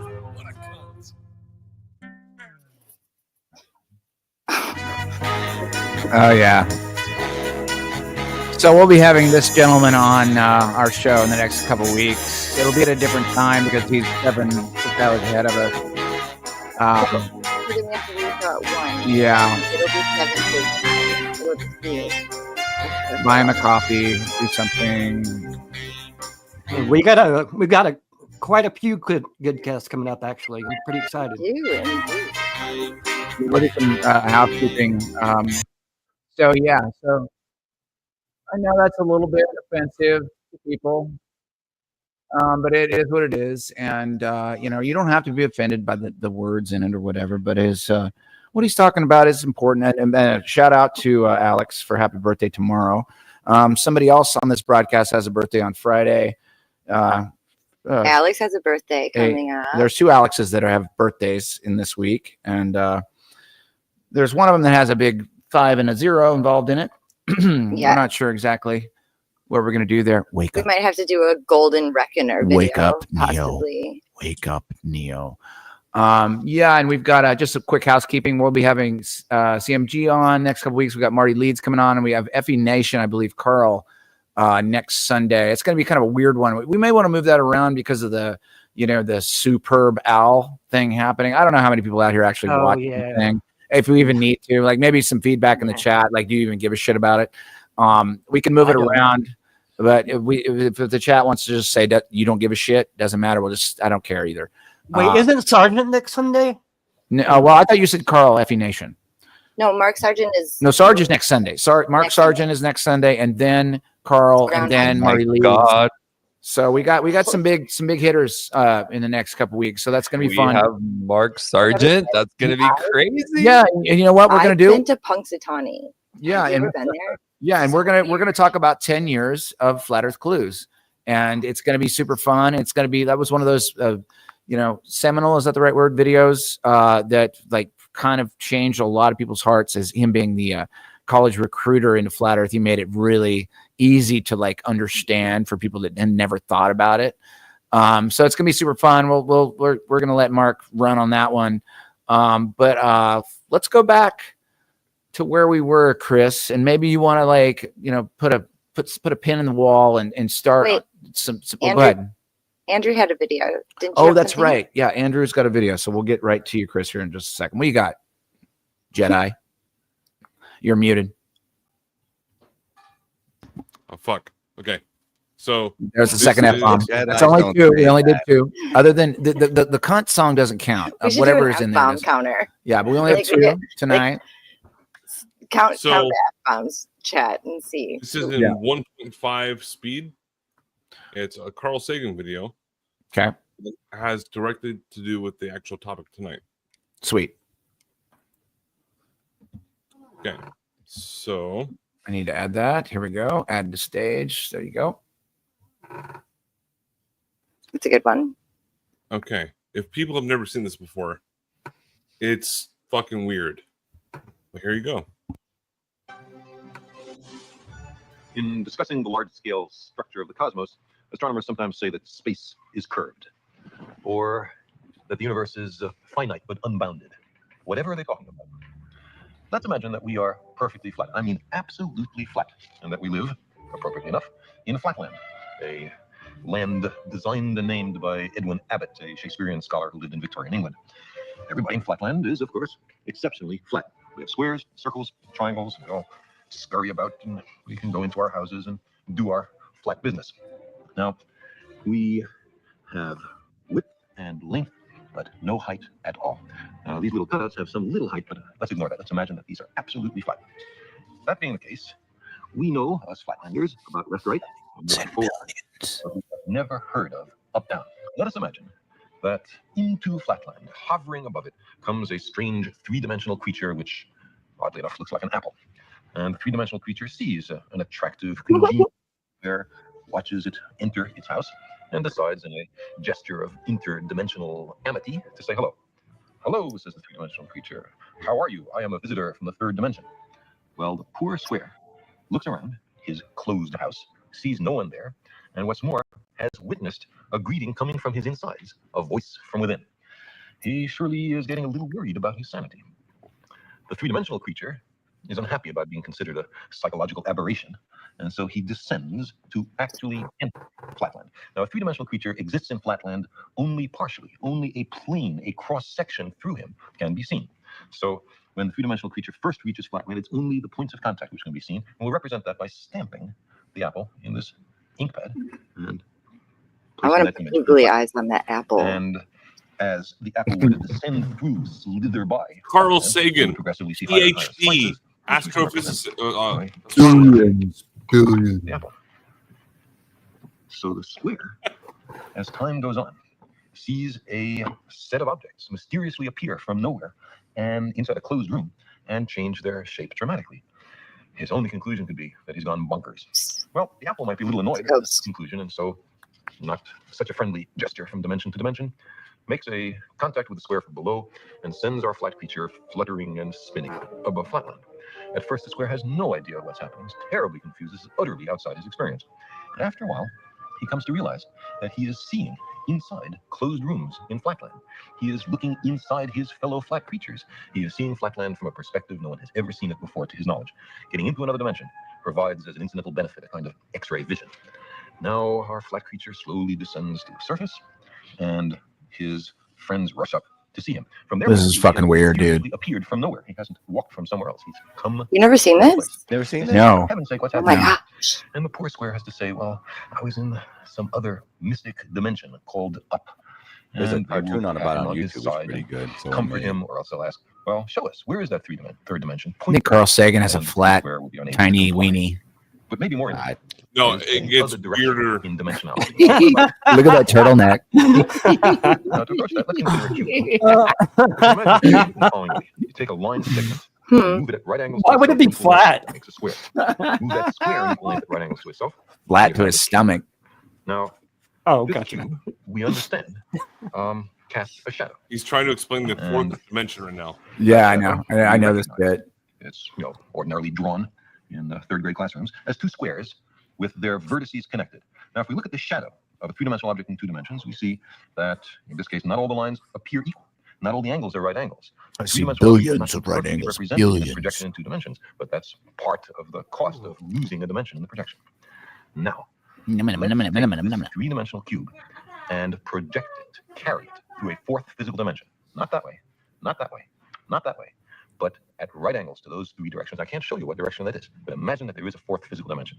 In that case, we would generate a four-dimensional hypercube, which is also called a tesseract. Ooh, a I cannot show you the hypercube. tesseract because I and you are trapped in three dimensions. But what I can show you is the shadow in three dimensions of a four-dimensional hypercube or tesseract. This is it. And you can see it's two nested cubes, all the vertices connected by lines. And now the real tesseract in four dimensions would have all the lines of equal length and all the angles right angles. That's not what we see here, but that's the penalty of projection. So you see, The real we cannot tesseract's on imagine Avengers. the world of four dimensions. Oh my God. Certainly think about it. I don't know. Now, This is where it gets really stupid. Okay, yeah. So, like, I would call that's where the mathematicians, like, with their teeny weenies, just decided to make up shit. I'm sorry. I just like that's where I'm just like, come on, man. Like now you're making shit up. You know, it's like we will make a sacred geometry. mathematical construct to create something that you cannot understand ever. Well, I'm kind of curious if Chris had ever seen them before. Yes, yeah, I'm intrigued by it. There's a couple of different animations done by other creators based off that theory, and that not theory, but more perception. And we still it relates because we still have that kind of problem here. How I correlate it with the things I talk about of simulation theory or consciousness. Are you talking about the animated one, the GIF? Well, no, it's like a whole, going not just inside a out? GIF. It's a whole like 15-minute segment, Oh, of them going and showing little. They actually drew animated little flat people, kind of like how he did a demonstration with the cardboard. Okay, but it was actually drawn out, and it was a little bit more in depth, I think, and it just focused on that. He didn't go into math. The animations is for the common folks. So it didn't go I into. think you're talking about Aristophanes. When he Yeah, shows exactly. the cardboard. Yeah. Yeah, there you go. But yeah, it makes sense to me because you apply that not just to geometry, but to perspective and thought process of everything. Your awareness of anything, when you go to focus on that, it's like a filter. Your awareness is a filter. The more you focus on something, you have the opportunity to expand and wipe away the filter. Maybe not conclusively, maybe not even totally, but you can get further into detail the more you focus on something and kind of push away other distractions or just parts, or not really distractions. Nothing's really a distraction. Everything's part of reality trying to grasp at your attention. And our superpower is to hyper focus our attention onto something that lets us become more. And that's where we're severely lacking as humans right now. The elite, I believe, understand magic to the core, and it's not the Harry Potter woo-woo X-Men stuff we believe. Magic, at its core and definition, is nothing but persuading the will of another conscious being. For less of a better word, words themselves, you've heard it before, are power. I mean, when people say things to you, they provoke energy feelings that provoke your emotional feelings. It was explained to me like if you just say red ball and that person pictures a red ball that you're saying it to, you just did magic at its base level. Yes. And that's how I understood it. And like we always talk about they, them, right? They, them, the enemy, the adversary, right? A small group of people that sold out the rest of us. Yes, I believe that. You can give them any name you want, whatever. They can't create. That's what you have to remember. They cannot create. They can only manipulate you to create their reality. Or is that where you're going with this, Chris? Because I think that's what my most powerful sentiment in this whole situation is. There's a small group of people that are centered on power. They cannot create anything new, but they can manipulate you through fear, call it loose management or whatever, to make their reality come forth out of your fear. Are we somewhere in this ballpark there, Chris? I think both. I think both exist, actually. To be honest with you. Yeah, they both have to exist. Everything exists. The things we can't think of still exist. Just because we're not aware of the things doesn't mean it's not happening. Right. But we're just mostly focused, or at least for me, on what I can do about the things. I can't prove. I don't know that they cannot create. I don't know if they have the desire or even need to create. Well, they do. They wouldn't do rituals for no reason, though. Like that's my whole thing. Some of them, yeah, some of them worship deities and that kind of thing. It might just be in line with just like doing these rituals. Set your specific consciousness align with your goals. So the more people that believe in what you're doing gives you that much more power into your efforts. That's why politics is so crucial here in the West, because if they can retain your attention, they retain the power. As long as you believe these people have power over you, they always have power over you. They don't actually have to do anything at all other than just repeat what people they want the people to believe enough times until they believe it. We have the same power. We could do that to ourselves. You repeat something to yourself enough, you'll believe your own lie into it's the truth. You'll be suck at something until you're awesome at it. That's, was it ever a lie, or was it just a late truth exposing or blossoming? And it's all perspective, and the rules here can change at any given time. That's what's so great about this place, and what's so scary at the same time. It can be used against you based off your ignorance, and again, as always, your consciousness level and awareness. That's what the TV's for, man. And the radio before that, like influence and programming. you know, Absolutely. you Putting know, that frequency out there. Everything's just about Hey putting guys, those thoughts I gotta in your go, head. but I will be listening in the background. Jedi Master Andrew, thanks for popping in. All right. Appreciate you. We'll see you I am a next Jedi week. Master, yes, I have a lightsaber somewhere. All right, see you, buddy. And keep it in your pants. But yeah, Sam Tripoli, yeah. Bye, guys. Well, Good night, Ian. Sam Tripoli always calls it loosh stealing, you know? Yeah, If you there's do- this is really powerful, and I think Nicole has something to say about this too. And like, this was also she likes to talk about splitting realities, Chris. And I've actually witnessed some crazy ass stuff. Call it Mandela, call it Ed McMahon syndrome, call it whatever you want. Of generally a splitting reality of things that some of us agree on as past history, some of us don't, and where we're heading in this direction, and like what reality are we in versus what reality we were in before. And maybe you and Nicole can like do some paddleball on that. Man, yeah, that's one of my biggest conundrums for my own personal life right now, because I call them anchor memories that we have. Nodes. I call them nodes. Or nodes, yeah, I can see them as nodes. You know, something that's consistent in your realm, reality, timeline, whatever term you want to give it. But like the more of an experience and emotion that's attached to something, that's how you know for sure that you experienced that. No one can take it away from you. Now, not that you can't be tricked into such things, but I think that's far and few in between. For the most part, people are sharing their experiences that they have emotional ties to. For me, it was the Monopoly, man. Me and my grandmother grew up playing Monopoly together and chess. Indeed. And we even, there would be jokes and, little reference made to his monocle. So to suggest to me that it didn't exist is laughable. Another, specifically the Ed McMahon, my mother was a huge proponent. The Price is Right. Was it Price is Right? Oh no, I'm talking about the sweepstakes. Oh, sweepstakes. Yeah, the sweepstakes. But she played that shit religiously. She loved free. She still loves free money. So and there's hey guys, they wanted me to introduce Dr. Pepper real quick. I told my mom that didn't exist. Like, Mom, no, you never did that. She just looks at me like I'm stupid. She don't even entertain that as a possibility of didn't happen. And she don't care about what the internet says about it not happening. And that's why I know shit did happen. And I don't. Tinkerbell didn't dot the I on Disney. That's crazy. Yeah, not anymore, right? No, never. Terminator no longer says I'll be back. Latest one. Hold on, John Deere. Is there an E on Deere? I always remembered. Yeah, I remember. You remember E? Not anymore. See, here's another one. Everybody remembers the famous one from E.T. the movie. What did he say in the closet? Everybody say it. E.T. phone E.T. home. phone home. Oh yeah, no, it's E.T. home phone now. That's crazy. It sounds retarded that way. Terminator no longer says I'll be back. No. Look it up, dude. Seriously? No way. All right, well, chat, look into that. Look into that. That would be a hardcore one. No. Either way, this is Dr. Pepper. Real quick, guys. My daughter wanted to introduce. Hi, Dr. Pepper. Puppy alert. Puppy alarm. Puppy alarm.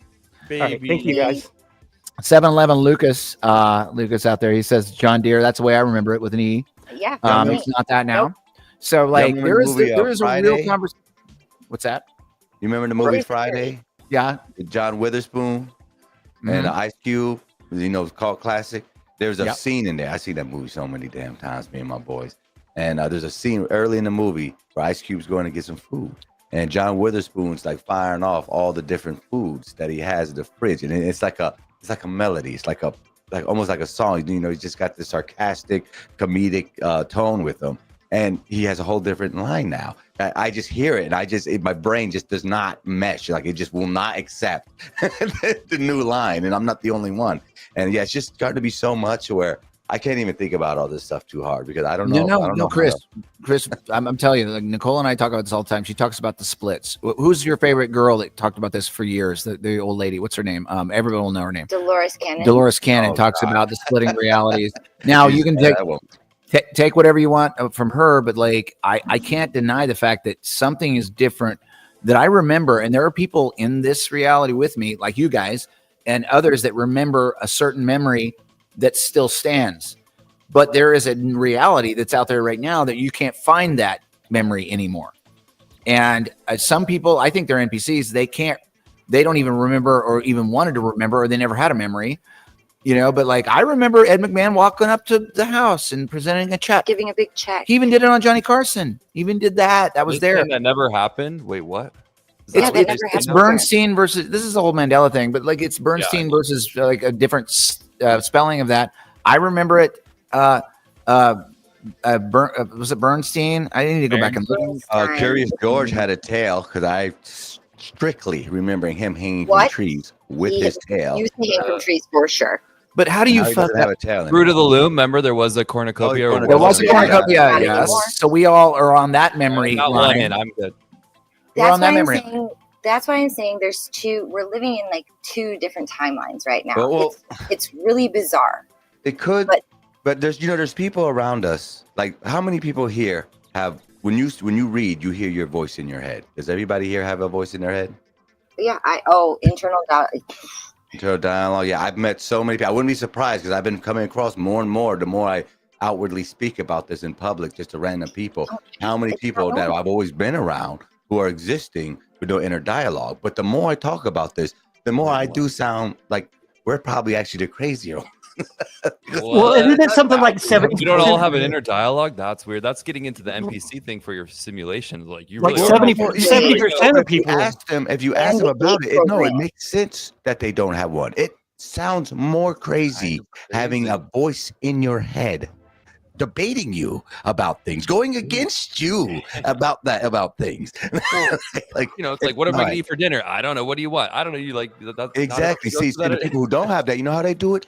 Easy street, baby. What do you want for dinner? Macaroni and cheese. Boom, done. Whoa. Where are we going to go today? I'm going to brush my teeth and go to work. I bet it is nice. There's no debating inner and I can only imagine the type of mental peace that must be, because I'm always arguing with myself about how you sure you're Me too, dude. I heard it's something, Chris. I heard it's something as high as like 70% of people don't. Like, we are the rare ones. I think I heard that. Yeah, so maybe we're the fucked up one. Maybe Curious George never had a fucking tail. And dude, I have an inner dialogue so strong. I talk to myself so much that my lips move and people think I'm talking to myself. And it's I have to convince people I'm not crazy. I'm just literally practicing this dialogue that I have in my head. I'm like, did I Alex really is see like, that? he's like Edgar Casey when he sleeps. Literally, like he'll like get into that astral plane and he'll just start talking. Yeah, but you do that too, though. Like, blah, blah, blah, blah, blah. You do that too, and your eyes move, and you're like, you talk with your mouth closed. She talks with her mouth closed. She was like, and I'm like, who is she talking to? And I'm like, what the fuck are you doing? And then her eyes were moving all around. I'm like, she's got to be talking to somebody like somewhere else. Like, it's not. Hey, does anyone else get in like a better version of an argument you got into days ago? Even though that person will never hear that zinger you came up with. In your dreams or just in your head? Just in my head. Like, yeah. You can think of a better arguing. Yeah. Yeah, I've had that. Or like when you're thinking about saying something, you're going to be like, I'm going to be like this. And then they're going to be like this. And I'm going to be like this. Exactly. Okay. It makes it hard for me to sleep sometimes. Man, I wish I would have said this. It is called multiple personality disorder. They probably think that we have that, but it's okay. We're just processing it, right? You're processing with yourself. You're talking to something. You feel like something's keeping track somewhere, right? So it's kind of a interesting thing, just being conscious. At the end of the day, we're really just assuming if that voice that we're arguing with is ours in the first place. Yeah, it's intelligent, but if it's connected to the supreme being, of course it's super intelligent. Of course it has debatable arguments against our coherent one. We're talking to an aspect either of ourselves or something higher that's trying to convince us to do something there's a part of us doesn't want to do. I don't know how to explain that. Your internal voice is your voice. I mean, you could just read. Not always. Sometimes it's my friends. Sometimes a lot of times, especially if it's a lot of times it'll be one of my closest friends' voices that I hear. Weird enough. Their audience. Hey, Nicole, can I You've got a tell? very convincing voice. I feel like whatever you talk about, people are going to pay. Yeah, your radio voice is off the This hook, is, dude. I mean, This Oh is my a God. very It's- smooth it's- talker. It's a channel. It's Hey, the best. It's It's a the best channel. in the biz right here. yeah. But there's Well, where do you get also- your inspiration from, Chris? That's what I'm dying to know. Sorry, guys. Can I ask a question or two? Yeah. Go ahead. Good. Oh my God. Okay. I'm dying to know, where do you get your inspiration from? Like, how did you learn about this stuff? Well, I really take reincarnation seriously, and I have for a very long time, even before I had the words to articulate what I'm thinking and the things I'm experiencing. And the more I've leaned into the things that I'm witnessing and feeling, the more it's responded to me, to the point to where now I'm on a random podcast talking about my inner thoughts that I've kept to myself for many years. And So you now, you definitely know who Dolores Cannon is. yeah, absolutely. I Oh my gosh. all Have of you them. ever done I've past life been regression? down all the rabbit holes of all the different theologians and philosophers and podcasters. If they wrote a book about conspiracies, I ran into them. Zachariah Stinchins, David Ikes, literally all of them. If they've been on the internet, I ran into them, and I think that was part of my unique journey to hear what they had to say and then search for it within my own life. And then that's when my own web started branching out to realize that it's all one big web, and we're possibly the same being experiencing themselves through different filters. So I've noticed you quote Freeman Fly quite a bit. Did you listen to him? oh God, yeah, man, he was one of my very first one, because I was like in my teens, 17, making fun of him when I came home from the club at 3:00 in the morning when he's on public broadcast with a skull and occult books on his speaking desk talking about aliens and shit. And I'm like, what the fuck this crackhead talking about, man? This thing's crazy. I got two of his books, Weird Stuff. Do you have those books? Oh yeah. He gave me signed copies the other year when I seen him, man. Yeah, we got to meet him a couple times now. Yeah, I got to hang out with him. I did interview him a couple times since then. I let him know that he was one of the first teachers that I had, that he never knew a student that existed in me for so long. And then from him being very vulnerable and sharing his experience with his grandfather, who was a master mason, and handing down his books and teachings and his unknown whereabouts when he disappeared. And then come to find out, I also had a grandfather who was also a mason that I didn't find out after he passed away, and I got his books and certain rings and stuff. I'm like, son of a bitch. Wow. And at the I time got when Morals I and lived, I had Dogma. no idea the significance of it. But Do you have Morals and Dogma? yeah, I have Morals and Dogma. I have Secret Teachings of Aiden. I have the Kabbalion. I have a Masonic Bible that's put away so it doesn't lose. Yeah, I want to ask you this. Like, I think this is a really important point, and like, put a pin in exactly what you're talking about. Like, the hardest thing to do is learning either you call it the enemy's playbook or the other's playbook. You have to look at the other playbooks, all of them, whether you like it or not, whether you think it's a sin to do it. You have to look at it, and I'm guilty as charged. I haven't read, all the big ones on communism and everything else. I've gleaned what I can over the years. But like, to actually read them and understand how the other side works is really powerful. And I think a lot of people, they hate themselves for reading that because they think it's wrong. You should just understand how they work. There is a group of people. Yep. They believe in things that you don't believe in. And guess what?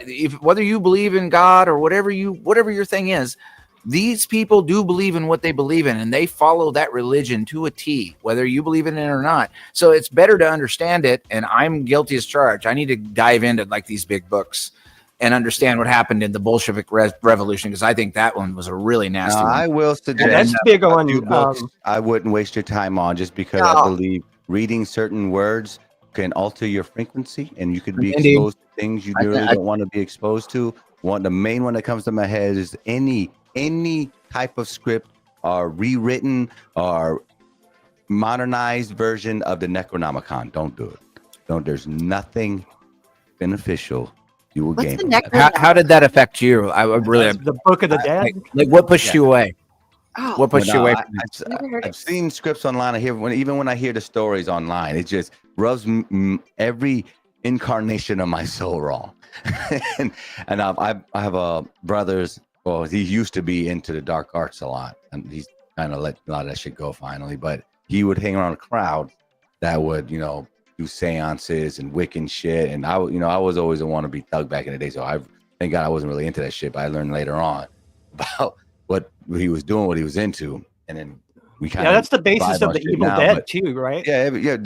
Speaking to dead movies. You don't need to talk to the dead. They're dead for a reason. They're outside of your realm of communicate. If you were meant to talk to dead people, they wouldn't have died. They would be here for you to talk to. Yeah. So you don't need to talk. No, to I'm talking about the Evil Dead movies. The yeah, well, I'm just talking about movies. in reality. Yeah, me too. Me too. Going, for sure. putting you're a very powerful being. Listen to me. You're very powerful. If you will something, you want something, you will obtain it. And if you want to talk to the dead, you will talk to it. You'll find a way. There's multiple ways of doing it. I'm saying don't do it. Don't. And guess what? They will find you. If you really want, they will find you. You don't even have to reach out to them. They will find you. And I wanted to ask you, this is a really good segue.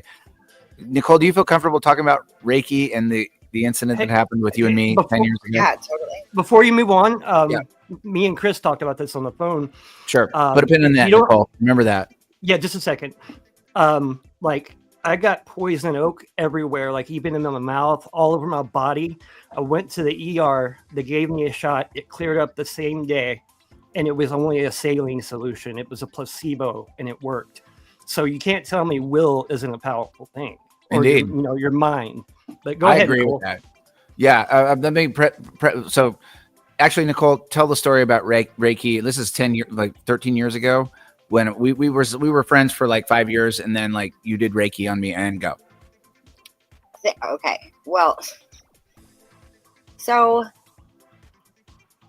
when I was growing up, when I first learned that people can't see other people's auras, I was like, really? You can't see other people's colors?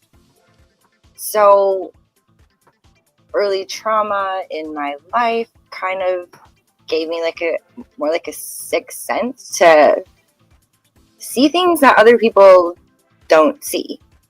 So I started doing Reiki, and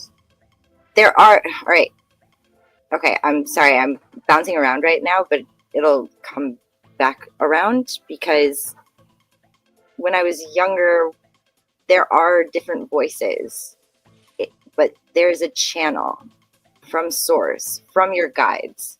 And so that's like been a constant in my life. So then I went and I got attuned for Reiki, and Alex he probably sent me a message that was like, hey, well, what are you doing tonight? Or like something. And I was like, do you want to come and do Reiki? And so he came over, and, crystals, like, and I was first starting. My cat was with us, and I was like, okay, he said something about getting naked. And I was like, if you want to do Reiki naked, you can do Reiki naked. So this was years and years ago, and nothing happened. So I worked on root chakra and then up to his solar plexus, and my cat was sitting on my lap. There was this shadow figure set up. It was black and smoky. I could see through it. But tell them how I was laying in your bed with the crystal, whatever your thing is. Take them through how you laid out what the crystals. I don't remember how. Basically, she had crystals here. It was around the chakras, right? I was laying down for like 30 minutes, right? I mean, basically, like, this shit is whack. When you hear the story, it's whack. He probably had like rose quartz in his right hand and obsidian in his left hand, and then like, I don't know. Anyway, it doesn't matter. But this thing, it sat up, and my hands are on his stomach, and my cat is sitting on my lap, and Tutu looks, and we're like, oh my God. Tutu is the cat. It got up, it walked across the kitchen, and then out the window and knocked a candle off this like candelabra kind of thing that I had hanging there. And then Alex woke up like immediately, and he was like, what was that? And I was like, so this shadow figure just walked out of your body. And he's like, well, what was it? And I was like, we can't talk. We're not talk about it.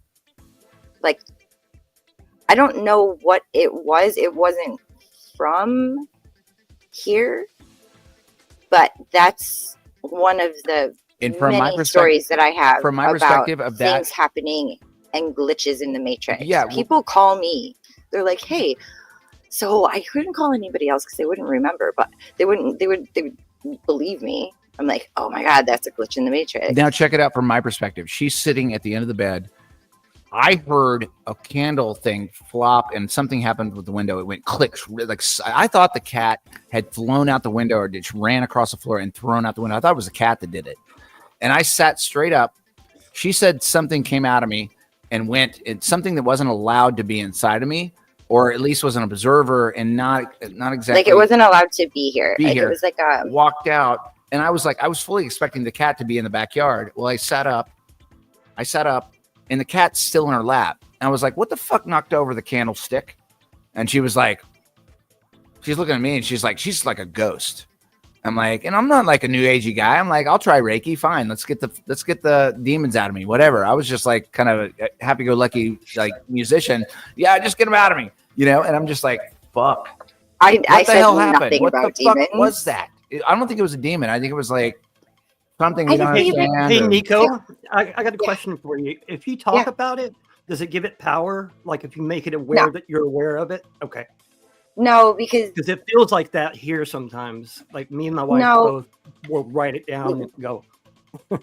That's actually that's a whole other conversation. Okay, no problem. We'll talk about it on the phone. Yeah, and guys, like we knew we were gonna go woo-woo tonight because the Matrix is like one of my most favorite conversations, and I think a lot of us we get to talk about all aspects. Well, of actually, woo-woo. that's kind of what it felt like. If we are living in the Matrix, it kind of felt like a hacker. Yeah, it felt like your description to me when I was laying in bed, when I sat up, you said not necessarily a demon, but somebody that was sort of not supposed to be there. That's what you said that moment. And I looked like in your a lap. monitor. Like a monitor. I looked in your lap. I said, I thought the cat shot out the window because something got knocked over on the way out the window. And I heard it. That's what woke me up. And Tutu is still in your lap. And that's when I knew, holy shit, you actually saw something that you really saw, because I looked in your eyes and you were not lying. You were like, that was fucking weird. No, that was weird. And I don't try this shit. I'm not like fucking new agey. I'm a rock guy, dude. I like to play guitar and okay, let's try Reiki and get it out of me or whatever. I was like, whoa. Wait. Hold on. on. We have stories for days. I'm not going to show them right now. I have honestly, like if you want to do like a whole other offshoot about that's a good idea. Stories and things, I have so many. Cool. Stories. Yeah. We're doing all. We can do it on one of our solo shows. It's fun. Anyway, Chris, sorry. Let's get back to Chris. Chris, I want you to land this giant plane in a way that you feel comfortable. And we'll give you a part 2 if you don't get to it, because we do actually, part 2. Speaking of planes, Chris, you mentioned death, and my first memory was my aunt and uncle dying on a plane crash. Oh, give them some background, just a quick background, because everyone knows about the plane crash. Yeah, so it was August 16th, 1987. I was 6, and the plane crashed. It was taking off out of Detroit Metro and crashed into, like, we call it the hill. They might know it better as a lot of the weird news, shit around the it. news bit. The news bit would flight what? Flight 255. 255 happened in 86. 87. And there was one survivor. And so it basically, like, now that they have a checklist is because of my grandparents, because they sued Northwest and changed policy to get the checklist. So that's why pilots don't get to fly drunk anymore. But there's a lot of conspiracy kind of around it. But yeah, death was my first memory. And so death, it's an impact. It impacts all of us a lot every day. But when I was 6, it was weird. And growing up, having to have that death that was so tragic, it would be like Saturday morning cartoons and be like, and okay, we found out more about Flight 255's death, black box, And so it impacted me for a long time during my early childhood. And so, can you tell them about your aunt that was on the flight? That's really important. My Aunt Lisa was 21 and she was pregnant, and she had just gotten married, and they were supposed to take me with them. You were supposed to be on the flight. Yeah. Yeah. So like this is the kind of ethereal, like Final Destination kind of stuff. Not a negative thing, but we're talking about it in a way that's like, this is where we're at. We talk about the Matrix. We talk about Chris, the stuff you talk about. We're talking about ethereal stuff that is above us, above our certain vibration. When we die, we maybe go back to, I don't say maybe, I just kind of know for it. all of you. Yeah, I have a question for everybody. I have a question for all of you and everyone in the chat. So when you have something coming up, like something is going to happen, and you have to make a decision, you have to choose like yes or no. Have you ever not chosen? Do you remember that Black Mirror where they were like, you get to choose the next episode, and it was like a Bandersnatch? It was called Bandersnatch? Yeah. I think so. I don't remember. It is. It's where you chose the story. Where you chose the next episode. So I didn't choose the next episode. I just let it play and let it go through. And then I read an article a couple weeks later, and it was like only 2% of the people who watched Black Mirror did not choose. And I just wanted to observe. And so my question is, have you ever not decided to do something? Have you ever left it truly up to the universe? Chris. That's funny that you bring that up. I'm actually doing that right now. If you go to my nice. If you go to my Church channel, you'll see I haven't uploaded in quite some time. That's because I'm observing. I've seen the pieces of all of us different, seemingly distant and unique souls make seemingly distant and separate decisions. So instead of viewing it as that which I always have, therefore I've always gotten what I've always got, I'm choosing to allow it to just be. And instead of getting emotionally involved on either side and picking one and declaring my reasons for doing such things, I'm allowing it all to exist simultaneously, allowing it to be both the other and a third that I haven't learned about yet. And it's allowed me, one, to remain calmer, a little bit more vigilant, and be more conscious of all the things happening at the same time, because I'm not hyper-focused onto one set of thought patterns that dictate my behavior, because that's what we're all doing. Again, that's what we're all doing every single day. It's a superpower that we inherently have that we're misusing every day. I'm definitely too much of a control freak. I wish I could be like that, though. You are. That control you think you have is illusion still. That's part of No, the illusion. I know. It's there. We all have it. All you have to language. recognize the control, because that's the emotion. Control is like you wanting to do something. So I can't control the outcome of anything. Whatever that outcome is, if it was written in the stars or if it doesn't exist yet, it is not my choice. I can choose to think about something, but that's how am I going to manifest what I'm thinking about? Because the universe is going to looking glass that to me. So what if I can just say, wait a second.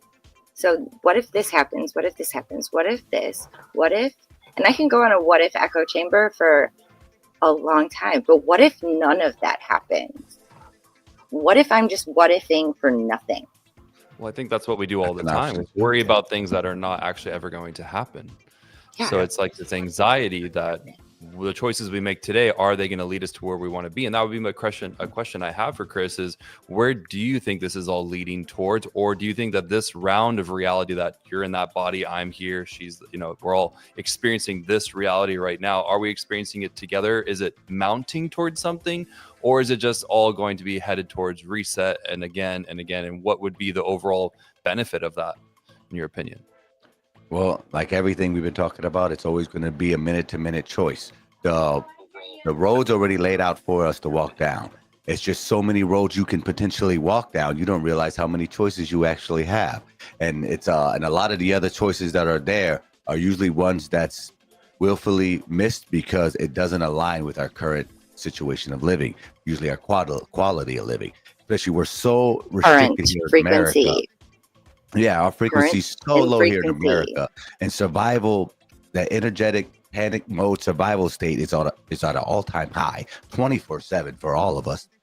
It makes it extremely harder to get to the calm, passive state of mind to where you can think of alternative routes that's laid out in front of you for you to go down.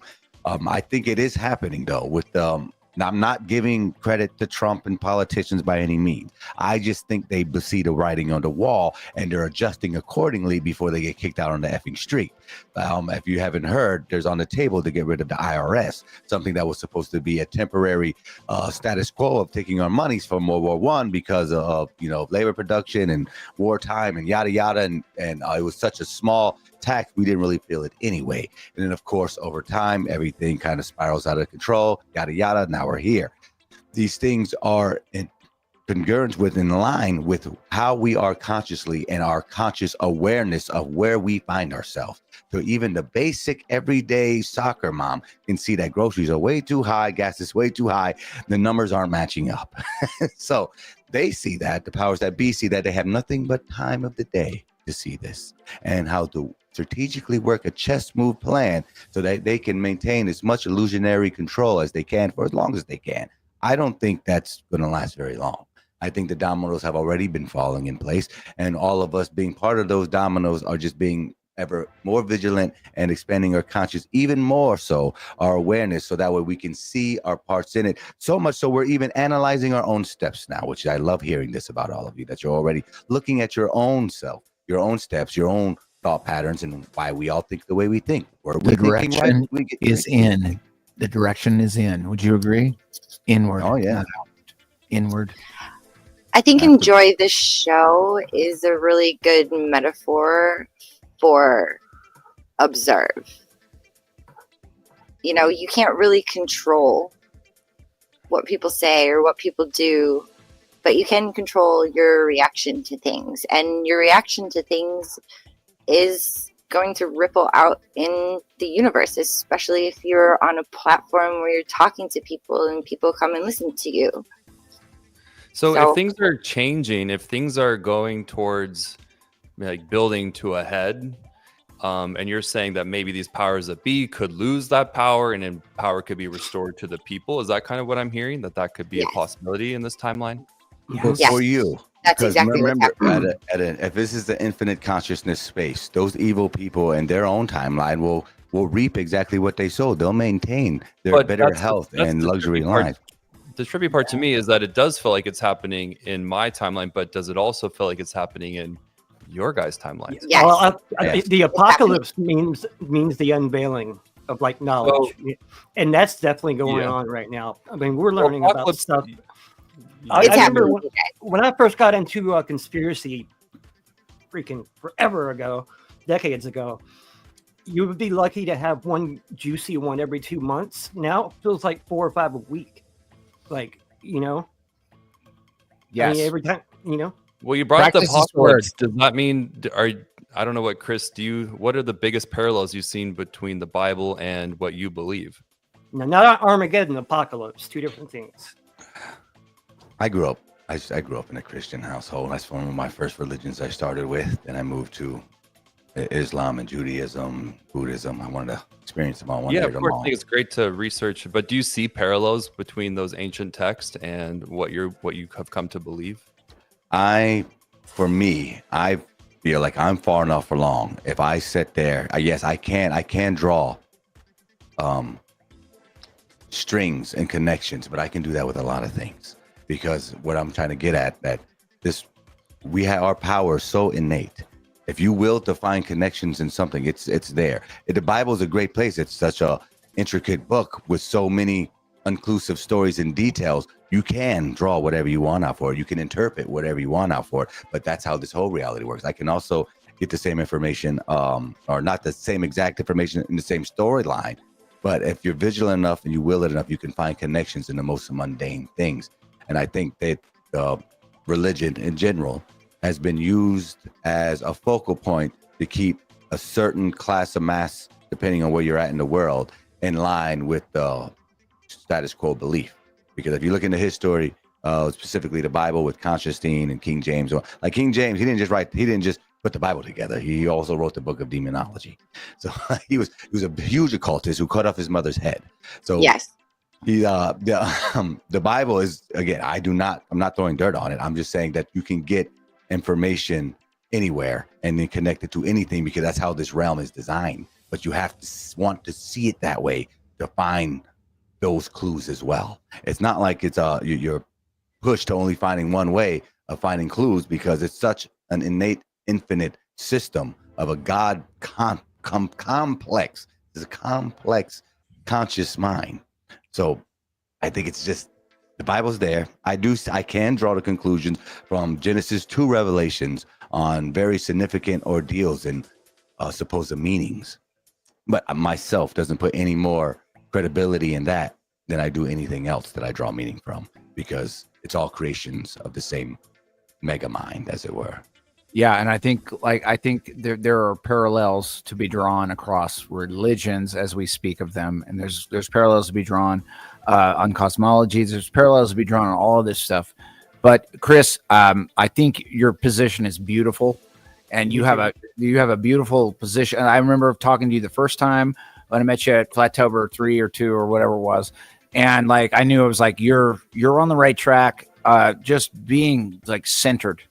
And that's, I think a lot of people are looking for, like, trying to get themselves centered and figuring out what this thing actually is, and actually understanding manifestation, understanding moving forward and making the life that you want to have and creating, and like you've got a sense about you, and it's like, I don't know if it's your voice or if it's your position, but I think it's powerful, and I'd like to have you on again. We're going to wrap up tonight.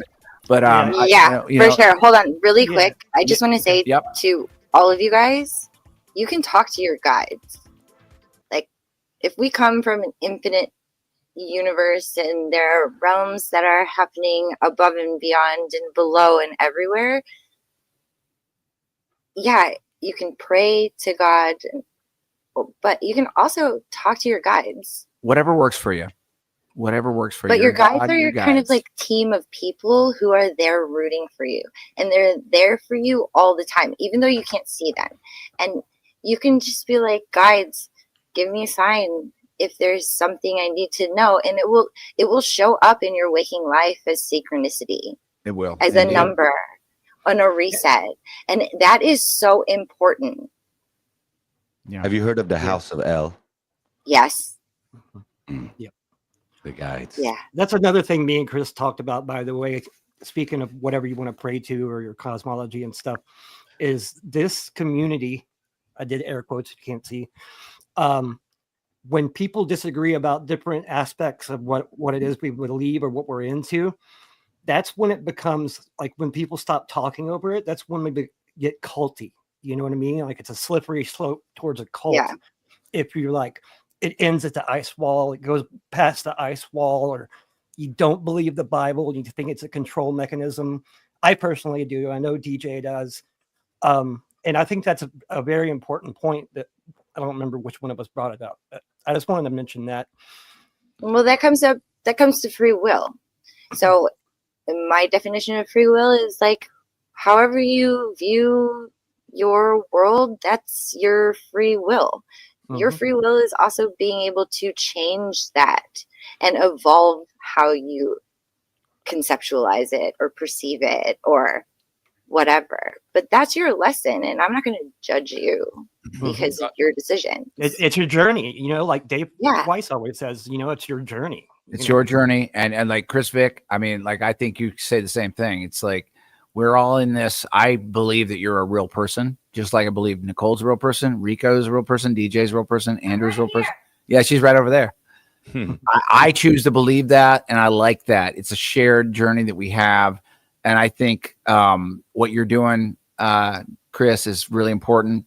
And we're just trying to have a conversation about it. And everybody out there that thinks we're crazy, well, that's your journey, man. But we're talking through it. We're having a conversation about Alex, everybody, though, they're going to stay in the 3rd dimension. We're ascending to the 5th dimension. Indeed. Yeah. And by the way, Chris, thanks and God bless for coming on. Hey, wait, hold on. DJ. Thanks, Chris. Are we doing closings? Yes. Pause that, Alex. Okay, hold on. Do we get to say goodbye to our guests? Yeah, Oh, I was going to just say did. goodbye over the music, but like you I can don't do know. it. And then- Would you like to do it yeah, your way? Chris, thank Let's you do so it. much for coming on our little show, man. Yeah. Thank you, And guys. I It's been great. hope I that needed you. to get all this information out of me. It's been a while since I've been on something like this, just to kind of share all the stuff I've been learning in the books I've been reading. Go pick up the Kabbalion and the Secret Teachings of All Ages. These And books tell are everybody where they amazing. can find you. Tell everybody where they can find you and like where your True Earth stuff is. Entertainment on YouTube, True Earth University on Facebook. They pretty much mostly have the same content. A lot of my older stuff, a lot of heavy FE stuff if you want to go look at older videos and edits of mine. But yes, I am currently working on new stuff to upload to True Earth Entertainment for all the new simulation and things we talked about tonight to kind of clarify, go over, and looking for good animations to kind of demonstrate what I'm kind of talking about, at least in one format or another. And, you know, just to help kind of people expand their imaginations, to reclaim their power, because we really need to start being able to conjure new thoughts again, guys. If you're stuck in a heavy repetition of you create rinse your and repeat. reality. Damn right. All right. Everybody, thank you for tuning in to DJ, Sombrero. DJ, you got what do you something got to say? going on? Well, thank you, Chris, for coming on. It's really Great to interesting meet you, brother. conversation. And, you know, I think the biggest parallel that I was drawing is that whether you believe in karma or something else, there's got to be an authority, right? Because who's keeping track of the karma? And so my mind goes to who is that authority and just trying to figure it out and understand it. Somebody laid the rules for this system, for sure. Yeah, there must be a programmer. Exactly. And DJ, who you got on Strange World on Tuesday? Let everybody know. Oh, Strange World will be Mark, Patricia, and I. We will be doing headlines. So headlines are back. We are taking calls. So call in. And we do have a mystery guest that will be popping on and off throughout A the mystery episode. guest? A mystery guest. So stay tuned. Oh my gosh. Tuesday. Is it going to be 7 the mask Strange World? Who's Perfect. under the mask? Well, everybody's we got a mystery guest coming up too. I don't want to mention yet because we have a couple of mystery guests. We've got he's some hard big to lock down. heavy hitters coming up on our show too. Guys, again, we really appreciate Liz, especially staying up in the UK. A lot of our UK listeners don't ever get to listen to us until it's the next day. But Liz battled tonight. So Liz, we see you, lovely, and we love you all dearly. And like, just make a positive thing. Make a positive thing in your heart. And don't we have a birthday too? We have Alex's tomorrow. That's Conspiracy Music Guru. That's tomorrow. We have a birthday. Oh wait, we do. Well, Andrew left. Yeah, he left, dude.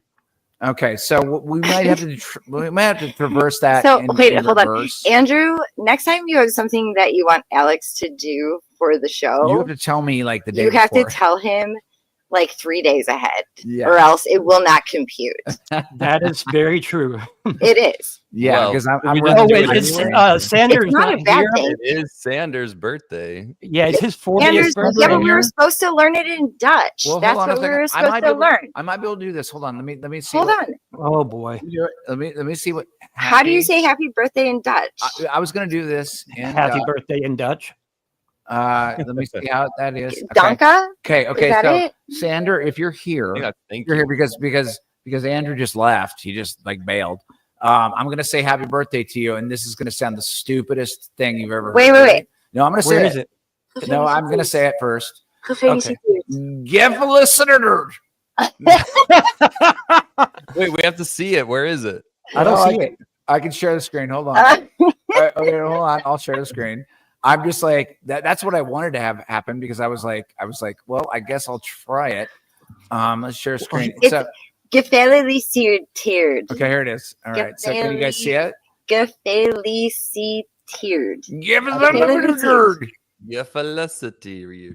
Yeah. I'm just going to say happy Sander, birthday because I can't read that in the dark. Sander. Tears. Give us You guys, it's this.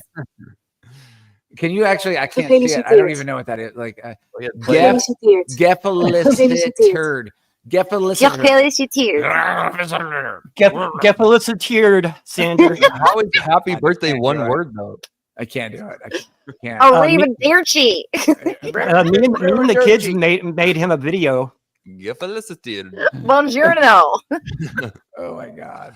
Okay. Maybe he's loving it. Happy birthday, Wah, Sander. wah, We love you. Gefeliciteerd. Yeah. Stephanie. What's he in Denmark? Is that we right? cried. I No, Netherlands. Dutch. I love all you guys out there in the chat, and thanks for listening, and future listeners. We love you dearly, and yeah, Chris, thank you. We're all in this for coming together. on. DJ, I adore you. Yeah, love you, DJ. Love you, Nico. Love you all. Love you, Chris. Thank you for coming on. I hope you're feeling better. Yeah. Thank Wake you. up, Neo. Wake up, Neo. Neo. Oh no. What happened to music? Is that playing? It's just a really short song. Oh, did I shut it off? Hold on. I probably screwed it up. Here Are we go. live still? Bye, bye, bye. Yeah. Here, I think I fucked it up there. Sorry, guys. I'm not the Oh, perfect producer. how many F-bombs was I'm that? not the perfect producer, guys. I'm just doing the best I can. You know what? Imperfect is I'm perfect, Alex. It's spelled with the Dude. same letter. Can you guys hear By it the now? way, I'm surrounded by the best team ever. Everyone has their strong points. I mean, it's so. I mean, no, I mean it. I love you guys. I'll pick the good team. I just want to be a cheerleader I'm for gonna do Flat Earth a shout out to University. the Like, Liz, Chilling, Tony, Crayola. Flat Earth University would be like, give me an F. When I say F, you say U. F, U. F, Artist, U. Libriellis. Yeah. Tony. Yeah. Ian. Donald Plasek. Question and answers. Oh, Liz. Craig. Emo. Chilling. Richard B. I still owe you that. You know what I'm talking about. From the hotel room. Bill Henry. We covered some deep shit tonight, guys. Good job, guys. NDV #1 fan. Emily fan. Ian. And all you lurkers that didn't participate in the chat. Hey, did you hear me, Richard? Bill Henry. Oh, it's Richard. So Lowry's birthday is coming up this week. There's going to be a little surprise live stream coming up at 1:51. And then don't miss Strange World on Tuesday with Mystery Guest. And Yeah. did anybody No, shout out Fathead. Fish here? Fathead, I see you, Fathead. Oh, Love you, buddy. Fathead, hi. Love you, buddy. We're gonna try to get out to Colorado next year. We're gonna try. Richard B. Richard B. Richard B. I'll tell you that inside joke later.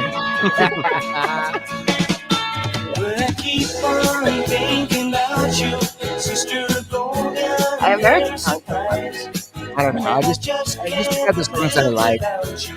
You know what? Have you guys heard the Golden Gate Bridge? Background of that? Is there Golden Gate Bridge? Has anybody heard the weird timeline when Golden Gate Bridge is not there anymore? No, I'm serious. There are people in California who are saying, oh, there's no fires. And then apparently the Golden Gate Bridge is supposed to be collapsed. Yeah, I know that. You're so smart. You know everything. I made it through a whole show without saying that's what she said. You did, and you didn't even throw up.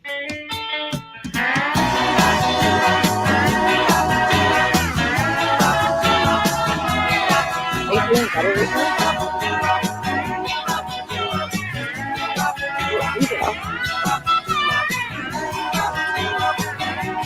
Where did Rika go? I'm here. Okay. I just want to make sure that you're feeling okay, because I know that you are not feeling it. We love you guys all. And Neo, wake up. Wake up, Neo. Wake up. We will see you next Sunday. We have Carl, FE Nation. Or actually, no. Next weekend is Mark Sargent. He's going to celebrate 10 years of the Flat Earth Clues. We're going to reflect on that. And then after that, we're going to have Carl, FE Nation. And then we have Marty Leeds Sunday after that. So everybody, love you guys. Love you guys. Love you. DJ, I like your new microphone. Yeah, your microphone is badass. Look at Sounds that. Really great. Way better. Anybody else have anything to say That's before like I a cut it nice off? microphone. That is Thank it. you. Thank you. Hey, I do want to thank all my co-hosts were backing me up last week when everything got knocked over and taking the reins tonight because I was not feeling well. So I'm surrounded by the best team possible. And I couldn't be more grateful. You're welcome.